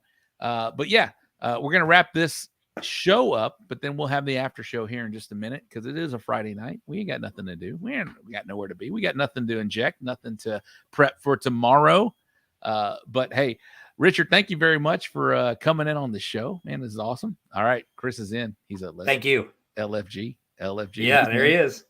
Ace Sutton is down. I don't know Ace, but I like the picture. We'll bring him on as well. Ace is a good dude. Cesar Mejia is down. Oh, Grant. All right, guys. So we have an after show coming up here in just a moment. We are going to do that little 3-minute break. But before we do that 3-minute break, Richard, thank you very much. Fergie. Can we call you Fergie now? That's been my nickname since I was 10 years old. All right. I forgot to ask you one thing. Tell me about this Vans collection you got, bro. I saw Rhonda put on there asking me about the kicks. Man, I became my wife. She loves shoes. And I got my first pair of Vans when I was 13 years old, and I got them in Huntington Beach, California, because there was no internet. There was none of that shit. I had to actually physically go there and buy them. And I brought them back to my high school, and I thought I was the coolest freaking dude on the planet. But since I got out of teaching, I've been able to kind of wear kind of what I want to wear. When you're a teacher, you can't really do that. I've been able to, I can do things that I couldn't do before. And I just love Vans. I love them. I've probably got like 26 pair. They're my favorite shoe to wear. So that's it. Awesome. I'm a Vans guy. All right. Chris Webb, Ace Sutton, Cesar Mejia, Grant Coleman, and Bill Purvis. Be on the lookout for an invite here in the next couple minutes. You are going to get invited to the after show of the So Smoking Gooder Show. Richard, thank you very much for being the guest tonight. The main guest. You killed it. It was awesome. And I can't wait to see you again. I don't know when it'll be, but hopefully you do some CBAs, or I'm sure I'll be up and doing some KCBS events. But we'll hook up, man. That's fun. And Awesome. Thank you. Tell me about this 922 thing. What did that come about? It's a thing that I picked up in Minnesota way back in the day after I was on Pitmasters, and the team next to us just said, "Hey, Fergolicious, do you guys want to come over and do a 922 shot?" And I was like, "That's like the most absurd time to do a shot at a contest." Yeah, let's do it. And so we just kind of took it on, and I ended up getting sponsored by Fireball, and so we would take selfies and do videos for them, and now I do it with Jim Beam Fire and Big Red Soda. So it's a little bit of Jim Beam in Texas mixed in with that there a little bit. It's a much better mix there. But I do it every contest I go to. I'll do it at my class this weekend.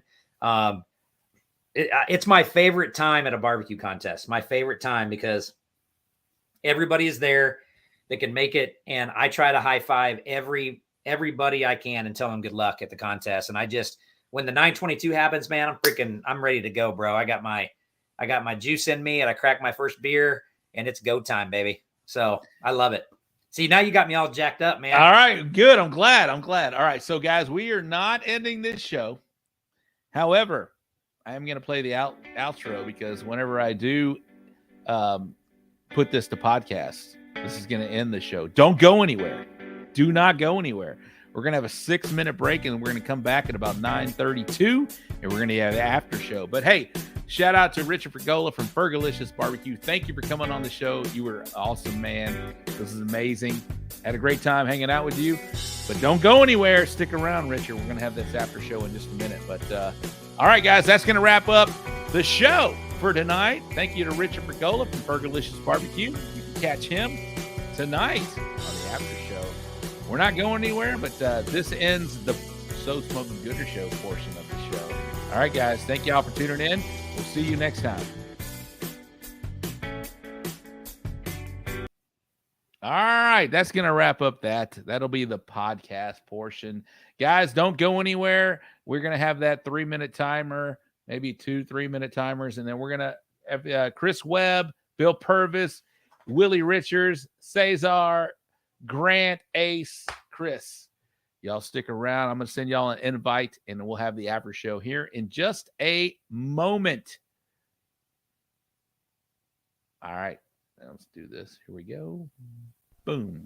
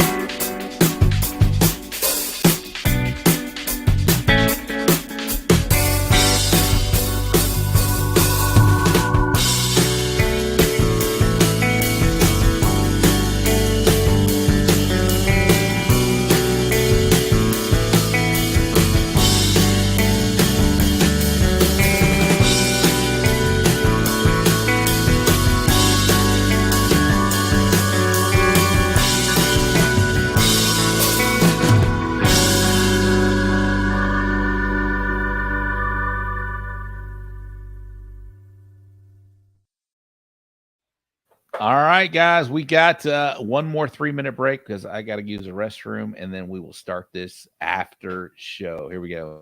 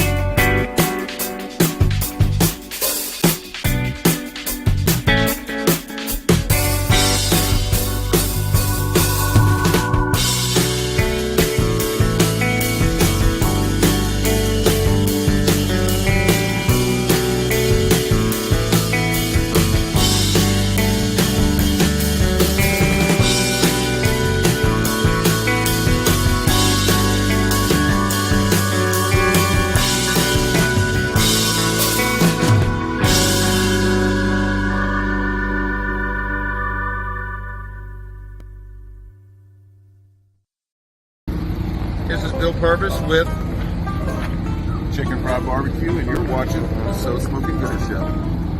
Boom. Hi, my name's Reagan Brazier of La Pasadena. You're watching the So Smoking Gooder Show. Are y'all high? Because I am. Enjoy the show. Hi, I'm Oscar Garcia, OG3 Barbecue, Harlingen, Texas, and you're watching the So Smoking Gooder Show. Well, hello there. I'm Dennis Butterworth with Warpig Barbecue, but you can call me Butter, and you're listening and watching the So Smoking Gooder Show with Rob Arocha. All righty then. I hope you guys filled up, refilled your cups, got ready to go for the after show. I'm about to refill my cup. Thank you guys for tuning in, and thank you guys for sticking around through the first show with Richard Fergola from Fergolicious BBQ. We're going to bring in some guests. I did get some invites out there, so if you guys have not seen the invites, I sent it to Cesar. Whoever said they wanted to come on the show, I got you in. If you still want to come on the show and you did not tell me, let me know right now. We'll get you on the show right now. But for now, let's bring in the first one, the OG, Chris Webb from Bushmaster Barbecue. What is up, Chris? Let's take this down. Let's get the So Smoking Gooder Show after show on there. Chris, what are you drinking, brother? Tito's soda, 2 lime, single short. Scott, I'd love to have you. I'm gonna send you an invite Aaron, I sent you an invite if you want to come on. I'm sorry. Tito Short. What was the rest of that? Tito Short, single lime, this big. That's all I want. And where are you at, my man? Dude, no joke, dude, I'm at Applebee's, man. So, and everybody's like, oh, you're probably in this bougie place. You live in fucking Denver, right? The cool part is my go-to spot, I live in Lakewood, which is like West Denver, right? So closer to the slopes or to the foothills. Dude, I go to literally this Applebee's, I bet 3 days a week. These cats here, man, the food is fucking terrible, but the service is incredible. You know what I mean? They're patrons of my store. I mean, these guys come in, it's a communal environment. They love Proud Souls. They love Bushmaster. They love fucking you guys. They've been watching me, listen to you guys the entire time. They feed me cocktails. I get a great deal. So why not, right? Can you Grant cannot see the invite. I'll send it to you again, Grant. It's on your messenger, Nick, buddy. It's on your messenger. Hey, Chris, can you turn your phone sideways by chance? Is that a possibility? I can. So here's one of my guys here. So this gentleman is Nick, right? How's it going, guys? So he used to work here at Applebee's, right? Awesome employee, even a better customer. He went to the Proud Soul store for your first time last weekend. Yep, with Mike and my girlfriend's family. With everybody. Yep. So Mike is his brother, who's the bartender. That's his butt crack. But he was here whenever Fergie was doing a rib demo. So I told him, really? Yeah, Fergie out here with a world champion and stuff. They tasted the ribs. What do you think about the ribs? Best ribs I've had. It's fantastic. You hear it. He's obviously never had my ribs, but Yeah, that's true. Not yet. but they're better than Applebee's ribs. So I'm in Applebee's in Lakewood, Colorado, guys. All right, let's bring on the OG of the night, Richard Fergola. You guys know each other a little bit, right? Did you see those dudes, Rich? You remember them, I remember right? that guy. Yeah. Yeah. So they're my bartenders at Applebee's. So, hey, Mike, you're on a podcast of some sort. What's up? You got 21,000 people watching right now. Let's bring in the man, the myth, the legend, Mr. Bill Purvis. Never nervous, Purvis. Look at Let's this guy. go. Look at this guy. Man, where's the bourbon street steak, man? Huh? Hey, dude, Here's the bourbon. I can't afford it, man. Times are tough. We're pinching. We're rubbing pennies together, man. Proud Soul KC is taking all my money. You and that other guy need to share a milkshake. Right. Which You milkshake got was two that? straws and one shake, huh? Yeah, two Hey, straws. fuck you. I'm going to give you 2 one straws and shake. 4 shakes. So we got some more people coming on. They're just now checking out Fucking their emails. Purvis, man. I'm going to hit you offline. Willie, if you're still watching, check your messenger. I sent you the invite. I sent it to Cesar Mejia as well. You boys are headed to Florida, though, huh? Hey, we're going to Florida, dog. Oh, Aren't man, you that's going? awesome, man. You're not going? But Rich is my director of marketing, and he's the worst director of marketing because he never even fucking talked about it. So you're fucking fired. Well, I'm gonna tell you this, man. I think I talked about Florida. Barbecue USA is gonna be in Florida. Well, then Michael knows what trailer to come to, baby. There you go, baby. There you go. Hey guys, I think it's an FBA though. Does he though? Does he? I think It's it's not gonna an be FBA. an FBA. Oh, the two that Chris and I are cooking are KCBS. Yeah, I think there's an FBA after those two, and I think that's where they're gonna be. So Justin West, Greg Minotti. Y'all need to come on the show tonight, guys. you might need to stay a week longer for Let's her to kind of clean up. All right, so I don't think Chris has been on with Barbecue USA, but Richard, we kind of touched on a little bit. Bill's been on like 500 times. Yeah, No shit. it's the spring water, bro. It's the spring water. Yeah, but Bill is the star of Barbecue USA. The guy had like 37,000 scenes. He was on, I think there were 6 episodes for the season, and he was on 7 of them.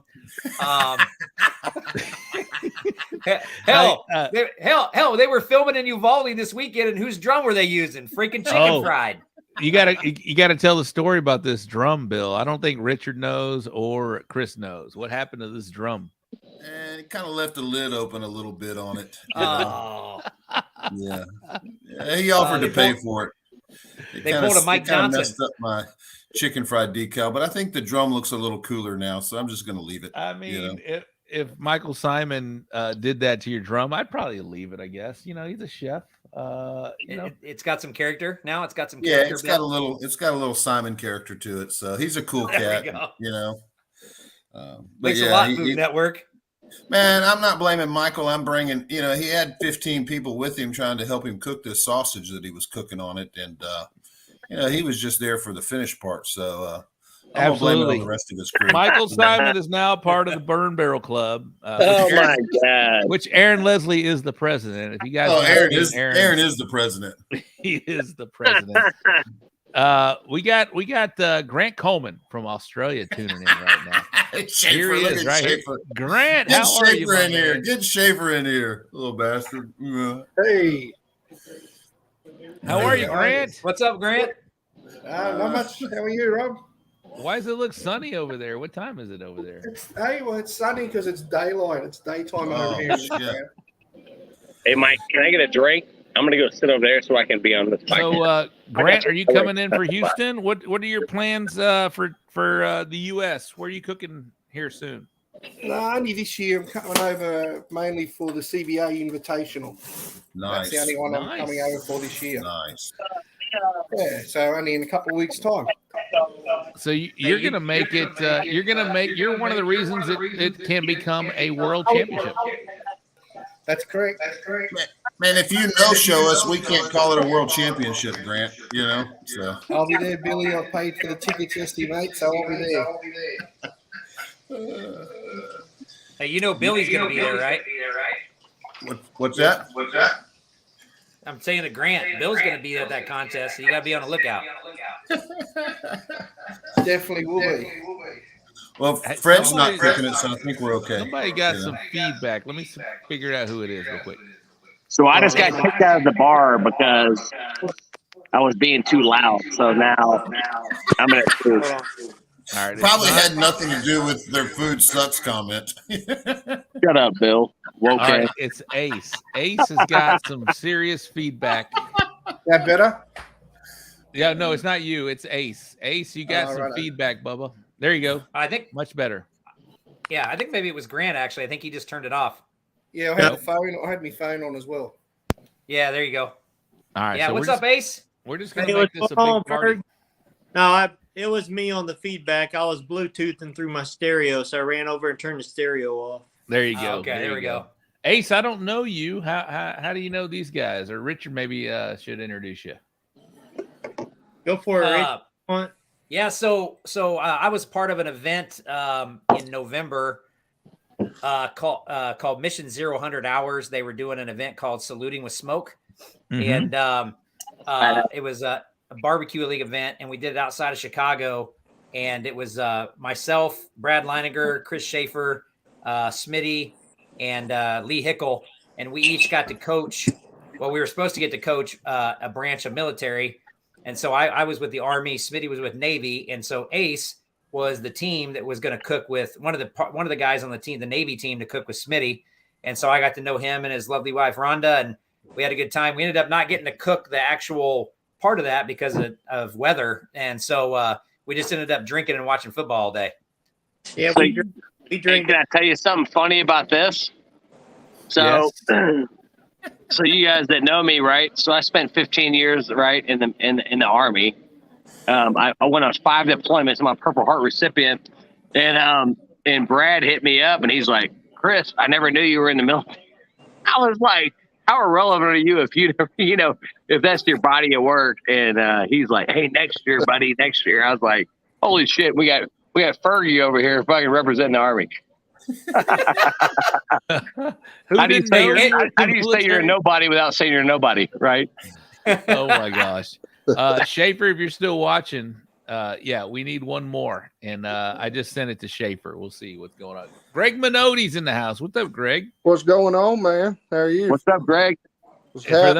For those that don't know Greg Minotti, he is with Drop Tine Smoke. He's I'll say up and comer because Greg, how long have you been in the game now? I'll say probably a year and a half or so for the sanctioned events. Probably in doing other cook-offs, non-sanctioned stuff, quite a while. Yeah, but he's really just getting to know a name in the CBA. He's crushing world. it. He's crushing it. He is I crushing wouldn't say that. Even He the went to blind Uvalde. maker every now and then. 147 teams, boys, in Uvalde. And how many walks did you get? And there were 6 categories. So I walked in chicken, ribs, and steak, and There then you go. 6th overall. Nice work, man. And 6th overall. Appreciate it. That's pretty. Hey, that's- let's not forget about you, dude. What'd you get, Big Rob? Oh man, I had a perfect score chicken, That 147 big Come on, chicken man. back over there. Yeah, it was nice, man. But brisket is just That's fucking, cool.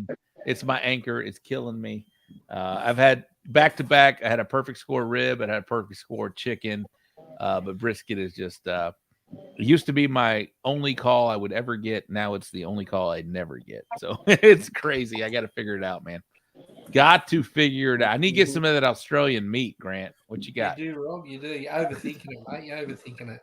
I am overthinking it, 100% overthinking it. But hey, that's the things that as cooks we all go through, right? It's something that things are going well in 1 or 2 categories, maybe 3 out of the 4, but it's when you put them all together to what we start winning, and it's just tough to get to that point because there's so many good cooks and there's many different judges and different venues and different areas of the country where we're always trying to figure it out, and it's tough. That's why we keep going back for more punishment, man. That's what happens. Yeah, you're not overthinking that chicken, though, are you, Rob? Not right now. I was going to think about going to some pieces, but not right now. Perfect score. Hey, let me introduce you guys to Scott Schiffel down here, Doxy Guy Barbecue. He's out of Georgia. North Carolina. North Carolina. Sorry, right next to Georgia. Sorry. What's going on, sir? How you doing? I feel like I'm in Georgia all the time because I'm always down at RecTech. So you look cold, Scott. How's it? What's the tempo over there, brother? It's like 35, I guess. I'm outside. We're building a Child's play. We're doing an addition to the house. It's 35 in Applebee's right now. The Applebee's he's about to get kicked out of. Hey, shut the fuck up, Bill. Look at Shaper. Shaper, I sent him an invite, but I scored in brisket in Texas. Yeah, he's like, fuck you, Rob. I scored in brisket, and he's a Missouri. Yeah, I think that's pretty much what he's saying, Rob. That's pretty much what I can read between the lines. He's got strep throat. He can't even talk right now, but he can throw shade. He can't talk, but he can throw shade. He can throw some shade, which is great, man. That was great to see Chris. I love seeing the teams from up north come down and try and go out there and cook our events, just like we're going up and cooking their events. Chris, you've been down. I've seen you. Richard, I'd love to see you. Safer, I got a brisket call too. There it was. Chris came down for Humble, but no one knew he was there. That's where I met him. That's not even KCBS, Hey, for the record in here, I've GC'd in Texas twice. So for the record. Nice. Was it on TV or no? Testing on TV or hey man, that's my new nickname. That's my new nickname. Where did you GC in Texas, Fergie? Bedford. Oh, Bedford Blues. Oh, that's a good one. Back to back. Really? I went back to back on that bitch. Yep. Too. Damn, back to back. Fun. Look it up. I knew I hired you for a reason. Fuck. Hey, Grant, you've come to Texas from Australia. Y'all have done well, the Australian team, right? Yeah, I've been lucky. Had Houston 3 years in a row. First year comes second in brisket. So, yeah, with our Aussie beef. So, yeah, no, pretty. The next year, Aussie beef. And the following year, Jeff Casper Wizards, they actually won brisket with our Angus beef as well. That's right. I remember that. Yeah, they got first place brisket with your brisket. Yeah, with your Aussie meat. So bringing some over in a couple of weeks. Nice. Chris Schaefer, what I actually meant was, would you like to trade chicken for brisket? Absolutely. So now that Schaefer's here, hey, my trailer wrap's getting done next week, and I got a heavy smoke label on it, so I'll send you an invoice. Hey, Rob, Courtney wants So Here, she wants to know when we're going to do some CBA in North Carolina because I want. Oh man, we go to Georgia. I know we're talking Georgia, which I know you like the Rec Tech facility. So hi Courtney, how are you, sweetheart? What's up? I'm good. How are you? Good to see you. Good to see you. Yeah, we're talking that. We need one more. Anybody wants to join us? We need one more to put this Brady Bunch outline together here. What happened to Willie? Where'd Willie go? Oh, I don't know where Willie went. I sent. Let me see. Has he seen the invite? He has not seen the invite. Willie, if you're still watching, let's go. But I'll text him and see if he's so shout out to Fergie for coming on the show tonight. Yeah, good podcast, bud. I think so. I think it was great. It was great. It's great to actually get behind the scenes and meet you, being a special education teacher and then a high school wrestling coach and then a collegiate coach that's kicked ass doing that. It's cool to see, some of the correlations of what you can apply from being a coach and a teacher to doing the barbecue side. Talk about, we didn't touch on it. I should have asked you then, but being a teacher, how does that correlate to teaching barbecue? I'm sure it absolutely correlates. Well, first, I'm obligated to say that Chris and I have a class in Florida, January 29th. We will be teaching there. No, it's, just teaching. When I did my first class in 2015, it was just like automatic, I just knew I knew it would flow well with what I'm used to doing. And this is going to sound bad, but I actually enjoy teaching adults more than I do kids. The adults are a little bit, there's a difference. They want to be there. Like most kids are going to school. They don't want to be at school. Right. Most people that are taking a barbecue class paid to go to that class and they want to be there. They want that information. And so when you've got a captive audience that wants to listen and they want that information because they know it's going to make them money, it just makes teaching even more fun. Teaching comp classes is great, but I actually prefer doing the backyard classes. It's a little bit more laid back. We can have a little bit more fun. And because that's where we all began, right? I mean, everybody on the screen right now, we all started in our backyard and, like our stores, Proud Souls. I mean, that's our main customer is the backyard person. And because we all start there. So, and every now and then we all go back there and, we make the porches of our trailers at competitions all around the world. That's our backyard everywhere we go every weekend. So, I think that's why I love teaching. I mean, I think that was the question, right? Did I answer the question? You did. Okay. I'm gonna skip down. Hey, Rob. Yeah. It's funny, man. Ask Fergie. He'll say some wild shit. We have a Wednesday call every week, right? And every once in a while he'll say some crazy shit. I'm like, sped, and he's like, yes, sir.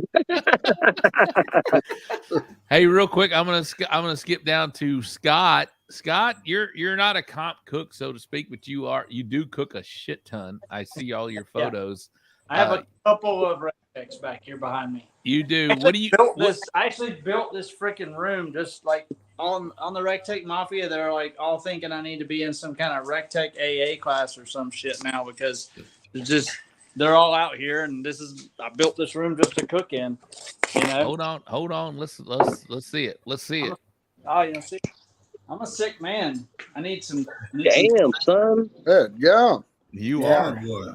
Dude. That's pretty impressive, brother. That's impressive. Yeah, we're getting there. It's a work in progress still, but it's been fun. But Fergie, I want to tell you, man, like my dad's a university coach. Like, when I watch Rob's show here, it's always cool to hear you guys' backgrounds and stuff. My dad's a university swimming coach.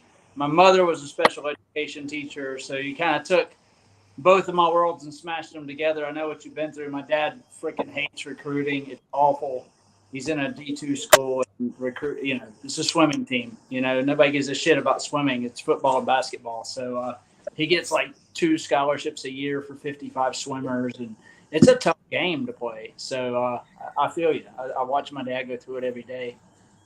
Yeah, it is. It's like I mentioned when we did the show earlier, I always approached recruiting like I was on the playground picking my team for dodgeball or something, and trying to pick the best wrestlers in the country is not an easy thing to do. And you're right. Scholarship money is when it's limited, you got to work your magic, man. And it's kind of like sales, you know. I mean, when you're on a showroom floor selling grills and rubs and sauces, you know, sometimes you got to improvise and make things happen. And you know, it's recruiting's the same way, you know. So they kind of go hand in hand, and it taught me a lot. So I swear half my dad's recruits are because my mom cooks for all the recruits and their families when they come in town.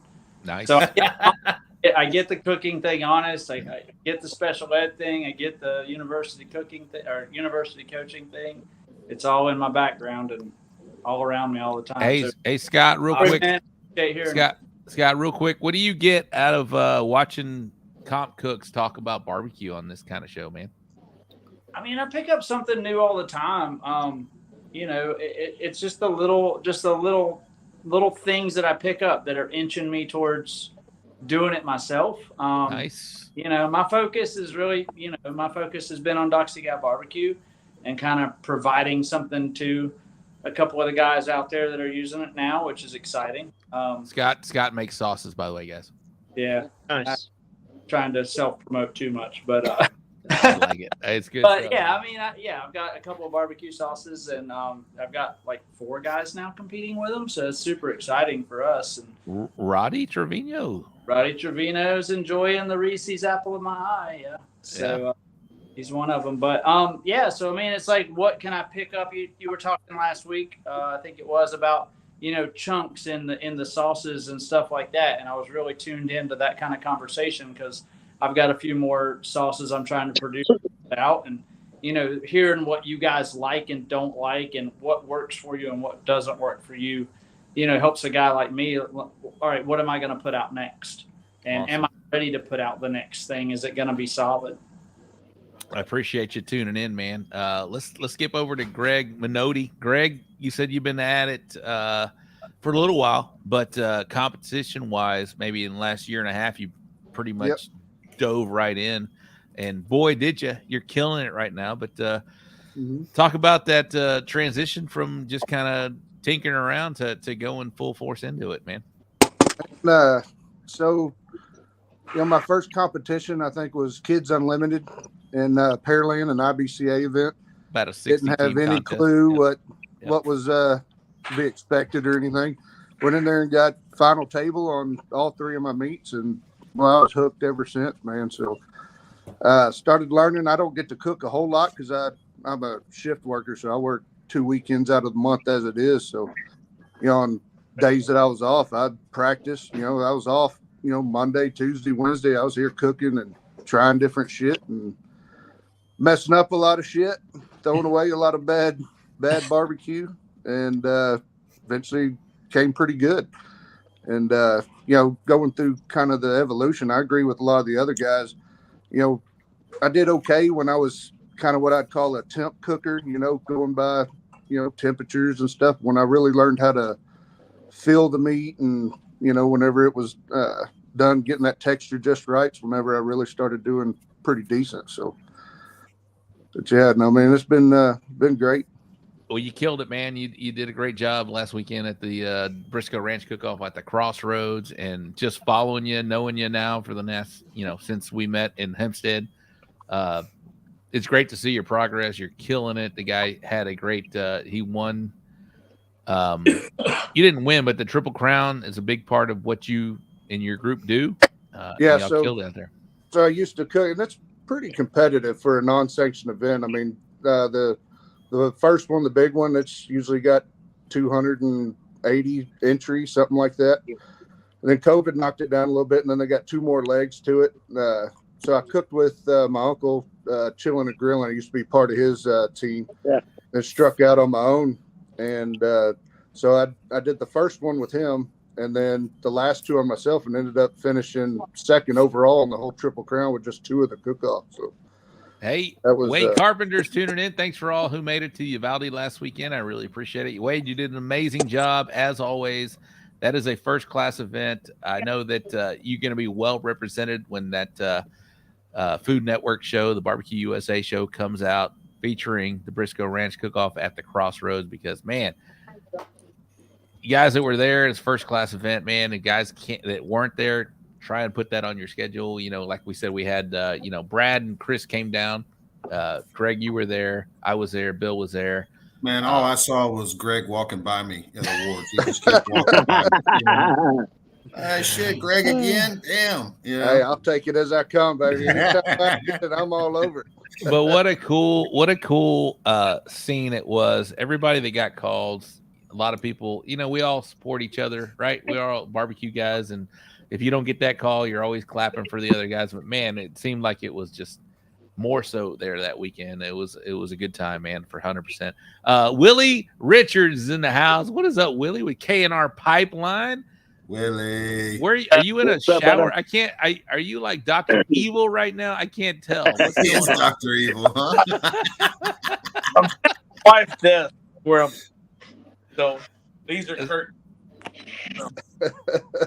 Is that where the wife keeps you? What's going on over there, Willie? Well, my wife left. She went to my mother-in-law's for the weekend, and I'm stuck at home by myself. So I'm barbecuing and just drinking whiskey. So Willie, you're a please introduce yourself to the group. You're another new-ish cook, right? In the last year and a half, dude. Yeah, about a year and a half I've been doing this. I'm a novice guy. I'm here to learn. I'm just here to let y'all guys talk. Greg was talking about a while ago. He was talking about how he, threw away, bad stuff. I think I'm the guy. But it's one of those deals. It's a learning process every day. A lot of y'all guys. It's been a blast. I'm hooked bad, really bad. I've been, it's really hard. I guess, Rob, maybe the last 6 months, 8 really been. I've been. So he's kind of cutting in and out, but and he looks like he's in a bathroom in his trailer. But his trailer, boys, is phenomenal. It's like 40 foot. It's got a full size bathroom. It's got 2 bunk beds. It's got a full size. Man, I think you could hold a class in his trailer. Yeah, you could Willie. Don't let him fool you guys. Willie is dove head first, probably hit the bottom of the pool with his head, and he's got a concussion. The wrap alone had to be, the wrap alone just to wrap that trailer, and he's got a badass wrap on it. I mean, it's a sick trailer, So, yeah, it's huge, as in Donald Trump. It is huge. So, I had to drag 2 trailers, another barbecue pit, and when I started, I was dragging all kinds of shit to the cook-offs. It'd take 4 trucks to get to a cook-off and back every time. I'm still learning that right now. Let's go around the horn real quick and talk about. Well, Bill, Bill. Everybody knows Bill, but Bill, you haven't really said anything yet. Bill, welcome to the show. Thank you for tuning in to the after show. It's my first time watching the show, Rob. I thought it was great. I appreciate it, Bill. I appreciate you first time watching the show. But let's go around the horn real quick. And let's talk about what your biggest win is up to date, which, talking with, Richard and Bill and Grant, maybe, I think I know what Grant's was, but let's talk about, how about Chris? Might have been this past year. I have no idea, but what's one of your favorite or your biggest Chris ones? Chris has got so many GCs, they're all a blur, So, he just wrecks them, Chris, what do you think your biggest what's the most proud you've been doing this thing? Dude, I'll be honest. I think my biggest win, that's a tough one. Obviously your first one, right? I think outside of that one, my biggest loss, I'll say, is not the American Royal.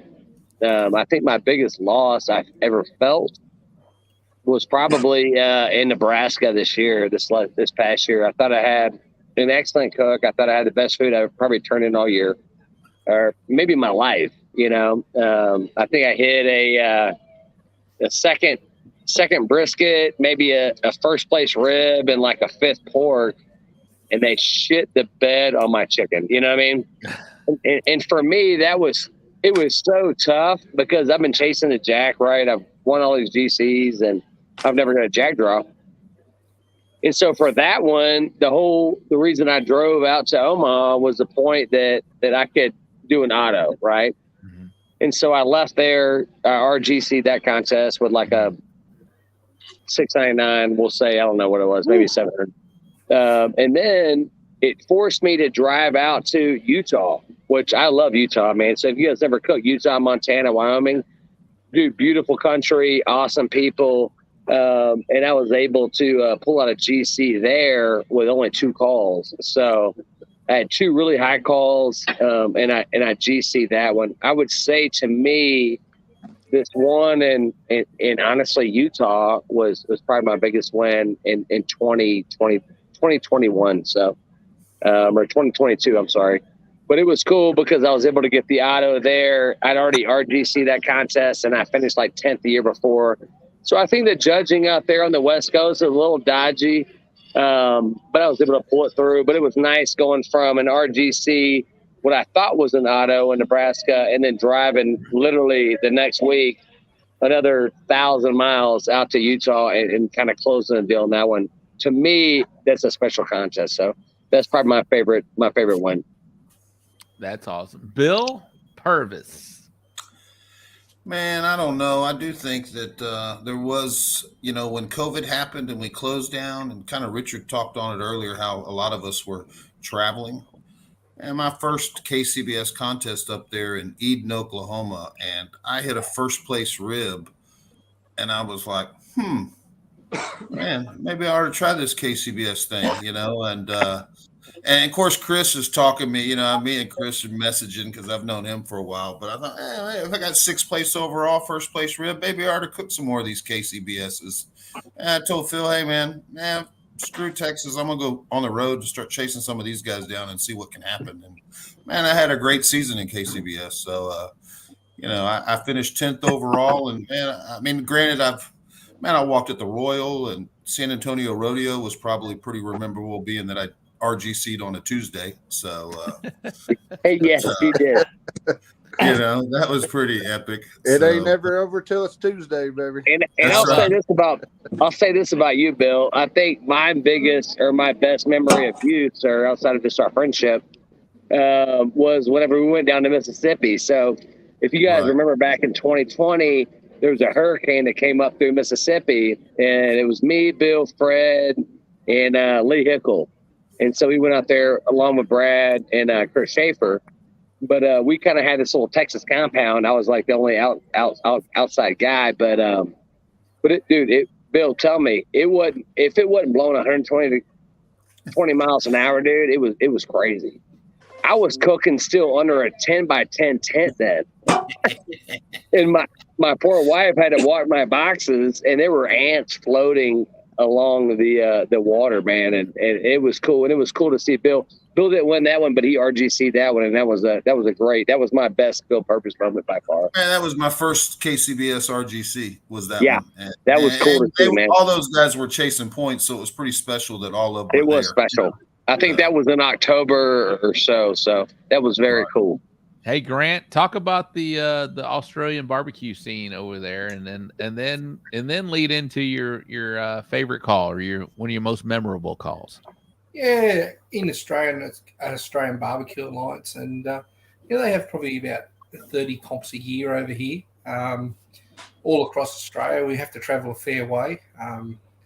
You got New South Wales, Queensland, Victoria, Western Australia. So you're traveling 8 to 10 hours minimum at some of these comps if you want to go interstate. 2019, I think, I travelled and done about 18 comps that year here, and we travelled all over the states and spent a lot of money like all yous do. And one of my best days was the team we had. Out of 5 categories, we got 4 first and a second and got grand champion. So, nice. That was a team of 30 for competition. So that was, in Australia, and we hit the lead of the Australian Championships, but got run down on the last event to run second. So, and then, of course, traveling over lucky enough to get invited to Houston, and first year over there, getting second in brisket, call up there and be on that stage was fantastic. Hey, Mike. Just a mind-blowing thing over there. I think we got 13th in ribs that day, and the poor old chicken, I think we come about 130 or 40, so put us in about 16th overall. So, fantastic. We enjoyed it. We were lucky enough to come back for 2 more years, and then COVID hit, of course, and then this one's come up that I'm going to come over in a couple of weeks for, and as an invitational. And now I'm on the Australian board of Australian Barbecue, and this year it's going to be announced on Monday over here that we're going to have our invitational in July, end of July. So we're hoping that some of the American teams and other teams all around the world can actually come to Port Macquarie, where Australian barbecue started. Breaking news! Breaking news! Just broke it. Yeah, that's awesome, dude. Yeah, we enjoy having all the teams from the States and getting over there. And as we said, it's a big barbecue fam, and that's what everyone loves. And it'd be great to see some of them travel back over to Oz. All right, so if teams do travel to the States and they need, obviously, smokers to cook on, how does that work out? How are you able to maybe supply that? Or do you have a group of guys that can donate some stuff for teams that maybe want to come out in there and cook it? Yeah, for sure. We can organise that. Similar to what, I've been very lucky with Jess Pryles and then Freddie this comp. So, we do the same over here. There's teams that will just stack up and, have all the gear for them, and all you got to do is travel that 15 or 17 hours on that plane and enjoy when you get over here. Man, it's on my list, Grant. Australia's on my list, buddy. So Peter as well. Yeah, it's on my wife's list more than my list, I think. It's pretty good place. But hey, Grant, man, here's what I think is cool now. Chris from Bushmaster Barbecue and owner of Proud Souls Barbecue, but Richard Fergola, he's kind of my footprint out in Kansas City. So whatever you guys need, man, for the American Royal in 2023, we'd be happy to be your one-stop shop and kind of help you guys from a grill standpoint and a meat sourcing standpoint. So whatever you need, let us know. Talk to Rich and we'll get you squared away, sir. Yeah, no, it's great. I was invited this year, but I couldn't make it. So hopefully in 2023 I can be there. And Grant, you know Daniel Barrett, right? I know Dan very, very well. Dan sponsors me over here, and I've been with him a fair bit. Yeah, so I hooked him up with cookers for the Royal this year. So every year I've helped out teams from around the world, and Proud Souls KC can definitely help you do that. Excellent. Thank you very much. And same over here. Definitely, if anyone wants to travel over to any events, I'll definitely hook you up with some gear. No worries. Awesome. That's great, man. Thank you. That is awesome. Greg Minotti, did you talk about your highlight moment yet? Probably this year in general. I ain't got quite the resume just starting out. Some of y'all guys got. This year was somewhat kind of a special year for me. The first CBA GC I had was I think back in March. Was Springtown. I think it was Springfest or Springtown, something like that, near Waco. GC'd that one, so that one was pretty special. And then we did that Triple Crown. I got the 2 legs I did in that was GC and RGC in the other one. Cooked a Lone Star. Got my first qualifier for the Royal this year, so I'll be going there this year. Nice. So that's pretty exciting. Just this year in general has been pretty exciting. So I'm hoping to cook more and more this year. So I'd like to try to get in there and see what I could do, be able to cook a little bit more. So yes, sir. You've definitely been after it this year, man. Killing it. This last weekend, I felt like I saw you 5 times walk in a 16 or 6. I think we talked a little bit, and I don't know what it is. It just seems weird to even say, but it seems like bigger cook-offs I tend to do a little bit better. Don't say it. I don't know why. The Chupacabra last year got, I think, 7th overall. This year was 13th and then 6th here. So, I'll go to a little 15-man cook-off and get my ass handed to me, and then tend to do somewhat decent at these bigger ones. So, big game hunter right there. There it is, baby. Yes, all sir. right, we're gonna go Willie, and then we'll go to Richard here in just a second. But Willie, this is new for you right now. Hey, is there a time? Can you turn your phone sideways? Is that possible? Is that better? That's better. Looks like he's in a behavioral health this I summer. think he's about to shoot up. I think he's in an a rubber escape room. pod. It looks like he's in an escape pod or something. Like there's a roll of toilet paper. Oh, there you go. There you Oh go. my All right. God. There He's you in go. county. He's in county now. It looks like he's in a rubber room with a straight Good jacket or God. something. Bail Yeah. money, man. Man, what'd you get busted for, Willie? You know, I talk about everything. All right, so you've been at it for a year and a half, Willie. What are some of your highlights over here, Bo? I can't get over third place, so that's pretty much my highlight on that one. So I tend to chase those big ones. I kind of stay away from the little ones. I seem to learn a lot more whenever I get into those big ones. Being around Bill and Rob and all y'all guys, I learned a lot in the last year. Just picking it up. It'll come. We'll just see how it goes. So I'm enjoying it. Like I said, I think this last year, I don't know how many third place I've had, but last weekend Robert got me by half a point, and I wanted to kick him right in the sack, but I guess I bombed my ribs, and I don't even know how the hell I did it. I thought they were great. You know how that goes too. You think you got such a good product, you turn that shit in, and you end up 23rd, and that one killed me right there. So everything else was a walk.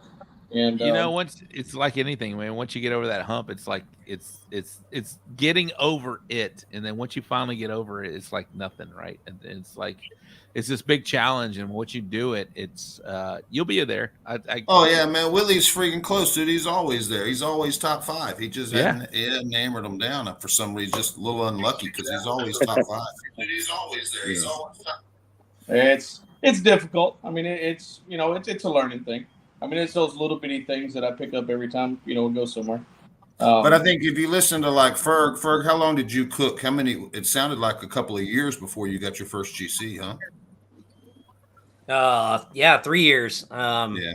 I didn't cook that many comps though, and that's actually what I learned was I needed to cook more comps in order to get better. So doing those one-offs and 2 or 3 a year, you're never gonna get at that level. I mean, I'll be talking about that tomorrow in my class. Like, you want to get good, you got to get your ass out there on the trail and freaking cook against these guys. Right. Yeah. I feel like there's no replacement for cooking every weekend. I mean, there's no replacement for Yeah. cooking every weekend. Yep. I feel like Ferg and I have had the same kind of trajectory, except I didn't get on TV for 2 years. But you got that first place chicken, Rob. You might be on TV. Hey, I think I might be, but no. But the fact that it took us a little while to finally actually get serious about this sport, because once you do it. To me, I was out there cooking and having a good time and having a great time on Friday and then Saturday, and I was doing enough to be dangerous, but not enough to be consistently dangerous. And so hey, Mike, it takes you. It just takes you. Mike, get him a drink. Get him another drink, Mike. Man, I'll never forget, Rob, when I asked you doing the double. You're like, hell no, I'm not doing the double. I drink too much for a double. I can't. Too much. I'm tired, man. I'm tired. I gotta sleep. No, but about 2017, 18, I started taking it seriously and doing a little more, and that's what it takes, man. But I think Willie's there. Willie's already. Oh yeah. He's already serious. Greg, same way. It just takes a little bit. Bill was talking about, there's no substitute for cooking every weekend. A lot of comp guys that cook every weekend do, 40 cook-offs or more a year.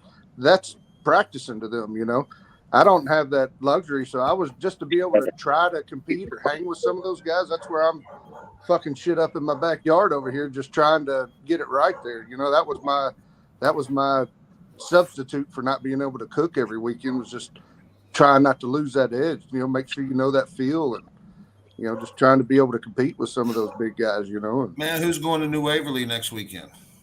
I am. There you go. You making it, Greg? Yeah. I'm thinking about it. I don't know. Chris, you ain't good. That's 2 weeks. I got double trouble up there. Isn't that, all right, here's the question.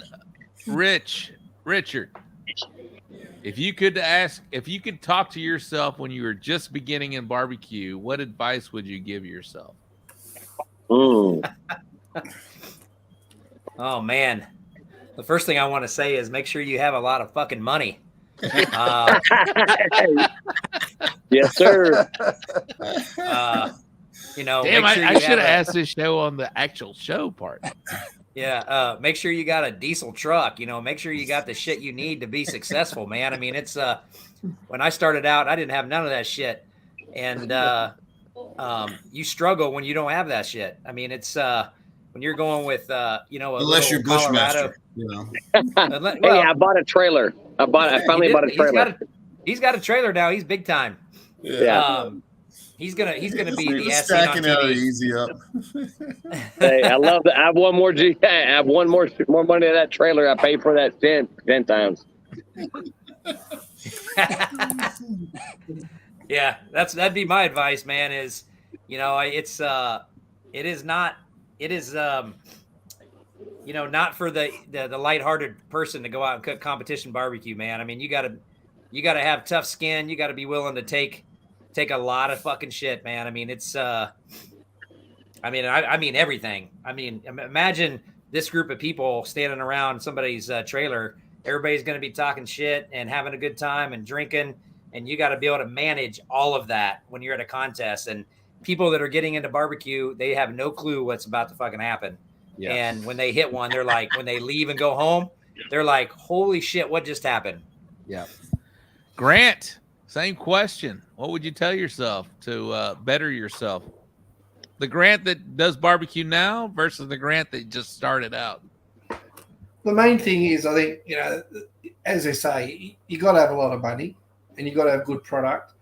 Chase that, but you know, if you're not enjoying yourself, that's how I treat barbecue. It's my sport. I just love to enjoy it. Love meeting the barbecue fan, and you know, sit back and listen, pick it all up, and which I did. And yeah, I think that's the big part. So Ace, Scott, y'all are listening to this. What are y'all taking from this thing? Maybe that want to get involved in this thing. So I've been keeping my mouth shut for a lot of reasons. For one, I did KCBS backyard. I only did 4 comps the year before. This year, on 2022, I did the SLBS, the St. Louis Barbecue Society, for one reason over KCBS, and that was it was one competition a month, so it allowed me financially to be more competitive for points. And they had a Rookie of the Year program, so I ran for that. And so I stepped up, went pro, ran for Rookie of the Year. I did not. I got my ass kicked, but I got third. I got a lot of calls. I never RGC'd or GC'd, so I'm still working towards that. And when I saw the Barbecue League had what Ferg was talking about, this opportunity to represent the Battle of the Branches, because I did 24 years in the Navy, and I was like, yeah, I want to do this. This is an opportunity of a lifetime. I went up and I had an absolute ball. And whether or not Ferg or Smitty actually realized it, I learned quite a bit. I joined the Barbecue League. I don't know if any of you are members. I know Ferg is. But I watch other videos. I've used it. I use Chris Schaefer's heavy smoke rubs on my brisket, and I actually got very consistent with getting calls on brisket. That's actually the thing that I was the best at this year. I was setting 10th in points in brisket overall, and I decided to go skip the last competition to go to the Barbecue League deal up in Chicago, and I ended up 11th in points after that comp. I was like, gosh, dog it. But it was a risk worth taking, and I'm very, very grateful. Hey, well, don't feel like you got your ass whooped if you finished third overall, man. That's a great deal. I take every victory you can and you have available to you. Third overall is pretty badass. So don't feel like you got your ass whooped, because anytime you put yourself down, I feel like you just bring yourself down more than you need to be, because third place overall, you should be hyping yourself up at that point. And just take your victories, man, because we get our ass whooped. You know, only one person wins. It's like baseball, man. Only one person wins a contest, and everybody else feels shitty leaving it, even though they may be coming down with a prize or whatever. Absolutely take your victories when you get them. 100%. If you ain't got your ass whipped, you probably ain't done too many barbecue covers. Yeah. I got my ass whooped overall. I got my ass whooped last weekend, but I got a victory. And so take your victories and enjoy your victories because they are not as common as you would like them in this sport, man. So when you get them, take them, man, and enjoy them and then celebrate them because the next weekend comes quick and it could be 2-3 weeks before you get another victory. So I just want you to celebrate what you did. And I mean, honestly, because this sport, we all know we all get our butt whooped more than we get than we get on that stage. So absolutely. And I appreciate that. So I'm not stopping. I can tell you that. Good. And I bought quite a bit of Ferg stuff. More. But and your wife took a lot of notes too. She was writing everything down. I actually wrote down everything you did with your wrap and your rubs, even though so Scott, what are you taking from listening to these guys here? I mean, my experience is I call myself a 2-time Rec Tech flunky, so I had to go back to a third. And the first time around was with Ernest Cervantes. I learned brisket. I hated brisket until I met him, and that man made me love brisket. Oh man, what a good brisket! And now I make a killer brisket, and I'm so excited. So then, but we didn't win. I was like, what the fuck? How can I've got Ernest here. How can I not win? So then we'll go back. Second time around, I think I was with Chef John. Third time around, I'm with Roddy.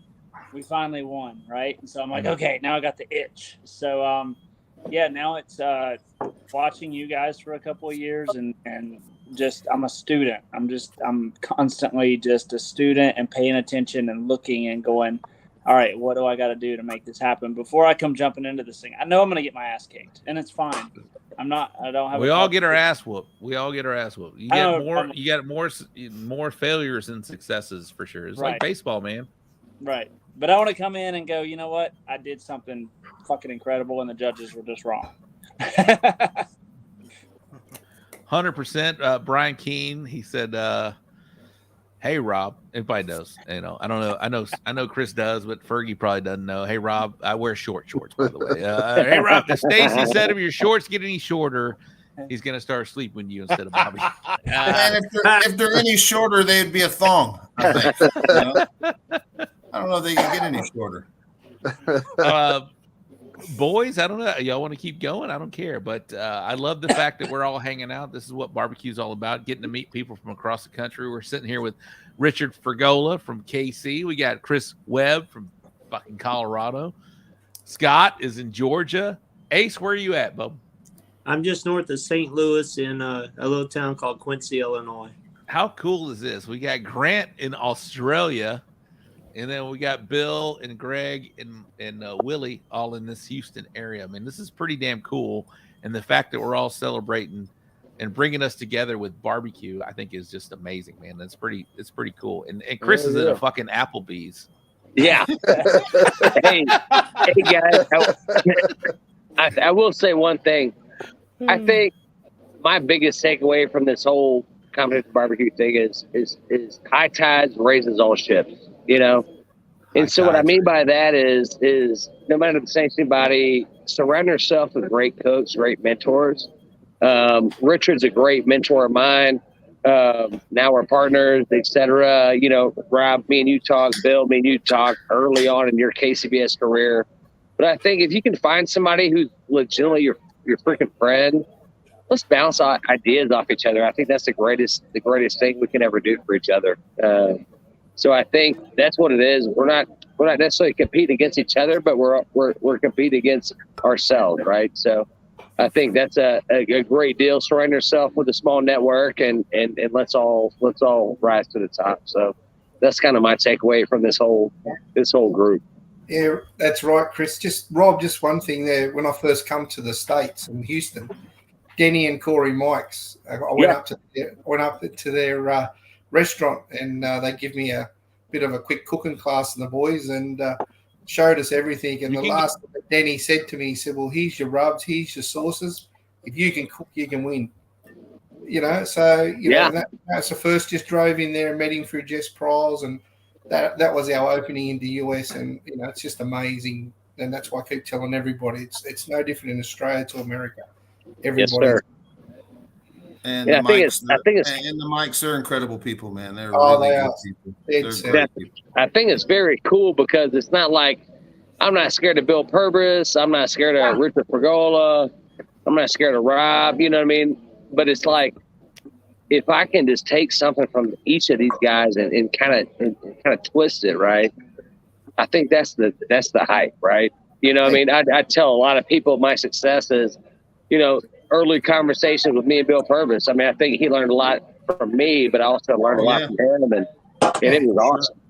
Just bouncing ideas off somebody, 2,000 miles away from you, but it's like we're all doing the same thing. We're cooking at an elite level, but it was just like we just view things a little bit different, which is I think I went to Casper. I was cooking to high altitude for me. Chris, I'll give you my timeline. Here you go. He sent me his whole high altitude time. I don't know if he'll send that to y'all, but he sent it to me.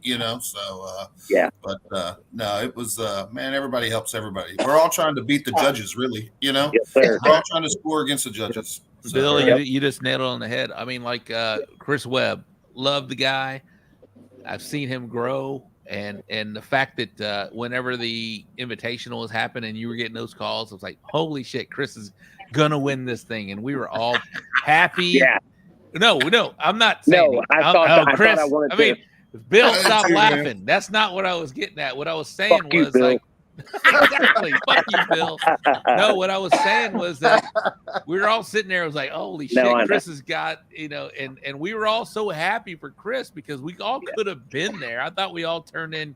I'm sure everybody here thought we all turned in great food and could have been in that position. But the fact that it lined up for Chris and he got a couple calls and we were like, fuck yeah, let's go, let's do this. And we're all lined up with Chris.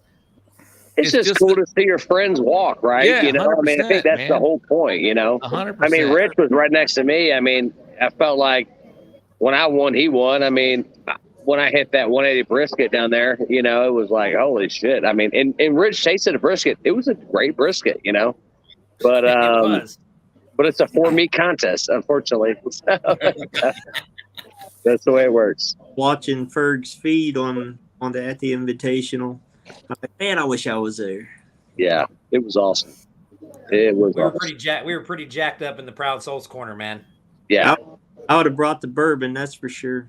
Justin says I can't mention, or I don't say I can't, but can't mention that Ferg won before he won. I don't know. What does that mean? I don't know, but Justin West, he won ribs at the Houston Livestock Show and Rodeo Contest right there. Man, Ferg swept everybody at the Royal Oak Invitational, and he swept them all. And he swept them all on the Wild Child. So I kind of touched on it, but did I say? Well, I know what our favorite moment was, but what's your biggest walk, Chris? Chris Webb. Yeah, Chris Webb. We'll go. You're next, Richard. Okay. Chris, what's your biggest walk? What's that? What's your biggest walk so far? Oh, my biggest walk? Oh, yeah. 180 brisket at the American Roll Invitational, by far. Rich? Oh, man. I guess it depends on what you're calling big as far as contest, prize money. What's your most proud walk? I don't know. I might have to say day 2 of Greeley, Colorado. That was a joke for Chris. That was a joke for Chris. That was a joke for Chris. He didn't get it. He went right over his head. No, he got it. He got it. See, he knows. No, I'd probably have to say it's probably the KCBS World Invitational or the Royal Oak. I mean, the Royal Oak Invitational is a badass mofo contest, man. I mean, it's and I got a 180 first place pork there, and GC that contest was unreal. To win that contest, that was a bucket list thing. Bill, man, it'd have to be 8th overall at the Royal. That's pretty solid. The year before I got a second chicken and a 10th brisket, And then I go back my second time cooking it. I get no walks day 1, no walks day 2. And my wife's like, man, let's get out of here. We're not going to dinner with anyone. It's all like, and then they I start already know you're out, going to be an asshole, Bill. Yeah, they start calling out the overall. And I think Phil got, 24th or 23rd overall. So we're jumping and, joy for Phil because he didn't have any walks. Well, he had a turkey. He walked a turkey, but man, we're all pumped up that he hit the overall. And there was no way I thought. I just thought, well, man, we got lucky last year. We had 2 walks, and next thing you know, man, 8th overall chicken fried barbecue. It just came out of nowhere. It just complete nowhere. So because no walks there is not like you missed the top 10. You missed the top 25 there, right? So, man, I missed the top 25. I missed the top 40 in all my meets. They were all in the 40s and 50s. None of them were like 26th place. It was, man, a 38th brisket, a 40th. Man, and that's what I love about cumulative scoring right there is it rewards everything. It's pretty crazy how I felt like I won it. I think those are the greatest contests ever when those things happen. Yeah. Where you go no call, and it really happens at the bigger contests. Yeah. I mean, in the World Open last year, I got 1 call in chicken. It was like 14th place, and I was 8th overall. So I wasn't even expecting to be in the top 10. And I mean, I remember one contest here in Kansas City. I went no call chicken, no call rib, no call pork, and a first place brisket with a 180. And I'm like, man, I'll be lucky to be in the top 10. And I won the contest. And I was like, everybody there. I love the contest that you don't know who's going to get called. And just like you said, Bill. Like you weren't even expecting. You're like you were already ready to get in the fucking truck and go home. Exactly. And then they call you in the top 8, and you're like, boom. I love that. And it was pretty dramatic in that sense because man, I had no calls and I got 8th overall, and man, I flew out of my chair. This, that, and the other. Brad had 3 calls, and got called for 7th overall. And I'm up there high-fiving and everything, and I'm thinking Brad and Joe are, they both had 3 calls, man. They're fixing to 1-2 this thing, And I get up there, and I turn around, and Brad's trying to congratulate me, but I could just see, man, his emotions weren't anything like my emotions, where I was flying high. He was 7th with 3 calls, and he was expected more than 7th, Yeah. So it was just like, man, 2 completely different waves of emotion. So Grant Coleman. Oh, definitely Houston. Definitely Houston brisket calls 2nd place. That's pretty awesome, man. Yeah, half a point. Man, that's got to be great, Grant, to walk in Houston against all those Texans. You know what I mean? Come from Australia and Coming kick from ass. Australia. That's got to be awesome. Going to Houston, definitely Texas. was something I'll never forget. Yeah, for sure. You got that. Where's that bow-legged ace trophy at? Oh, it's here. Don't worry. It's here. Sitting on the shelf, very proud. Greg Minotti, what's so far? What's been your biggest? Probably my most excited I've been. I was pretty pumped up this year. It was that Triple Crown non-sanctioned event. That's pretty awesome. Yeah, I went first brisket, first ribs, and 2nd pork. I lost my voice after that one. It was pretty intense. So that's pretty awesome, dude. Willie Richards. It's got to be San Antonio with 4 banners last year. Nice. 4 banners. Okay. Yep. What did you do? Well, I only had 1 in the meats. All the rest were dessert, beans. All I had was 1 in the ribs. I think that's why Fong's not cooking it anymore. Willie doesn't squeeze him out. Which one was that meat one? 4 banners is all you needed. Yep. 5th and ribs. 5th and ribs. But it was really bad. My brisket was like $2.98. I was 8th in ribs. Yeah. He was 8th in ribs. 2 days later, I goes 9th in ribs. Grant, did you get up to go get the trophy? Yeah, mate. There she is. Look. There you go. There it is. That's good stuff. I said he's getting that trophy. It's not far away.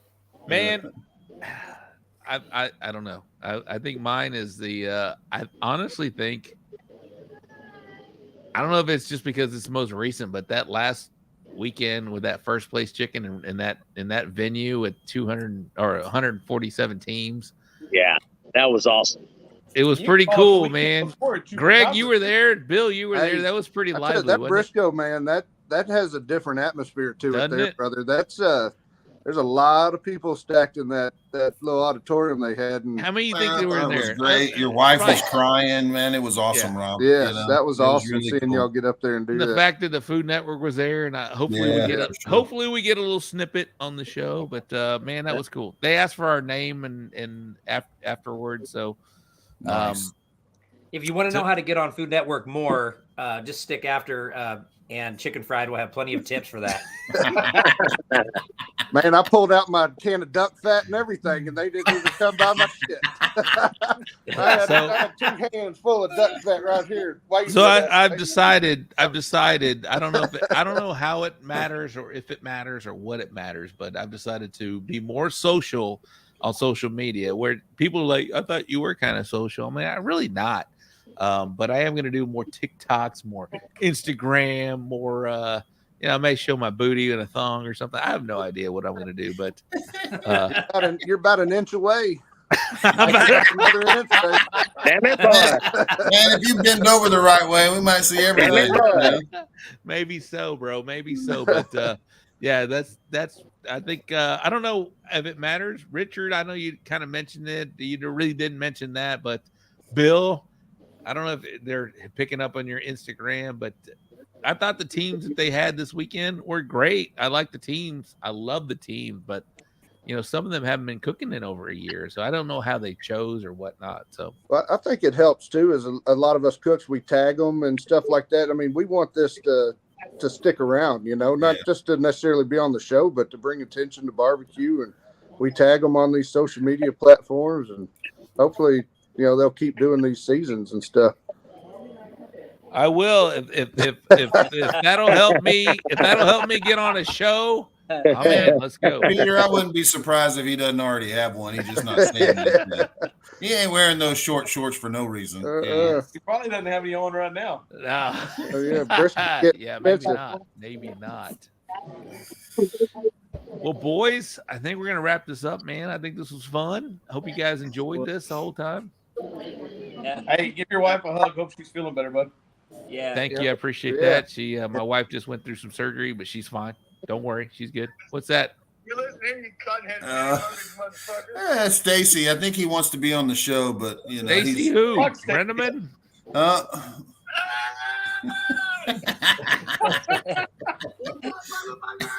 He said, "What's up, motherfuckers?"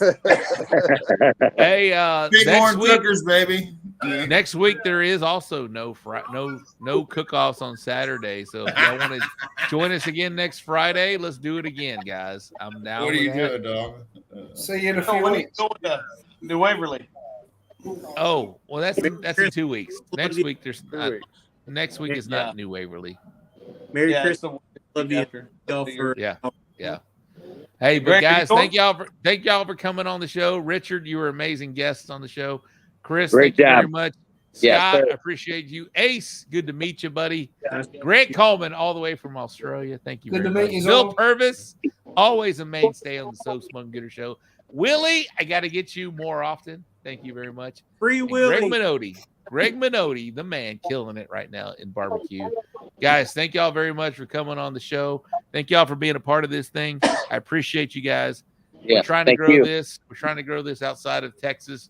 So appreciate you, Richard. Thank you, Chris. Yeah, And Grant, I'm about to go all the way with from Australia. that bourbon steak. Yeah, Purpose. you need to get 2 straws for you and that bartender that you just I've been Mike's hitting his this name. shit hard. I'm serious, Rob. Let's do North Carolina. Let's do it. Let's do it. Hey, guys, thank y'all very much. Hey, thanks for everybody that's still watching. I appreciate you guys, but we'll be back next Wednesday at 8 o'clock. And then, of course, we'll be back for a Friday night after show. And maybe all of these fools will come back next Friday. I would love that. Thank you guys very much. I appreciate you guys watching. We'll see you next Wednesday at 8 o'clock. I appreciate you guys. Late. Cheers. Later. Merry Christmas. Merry Christmas.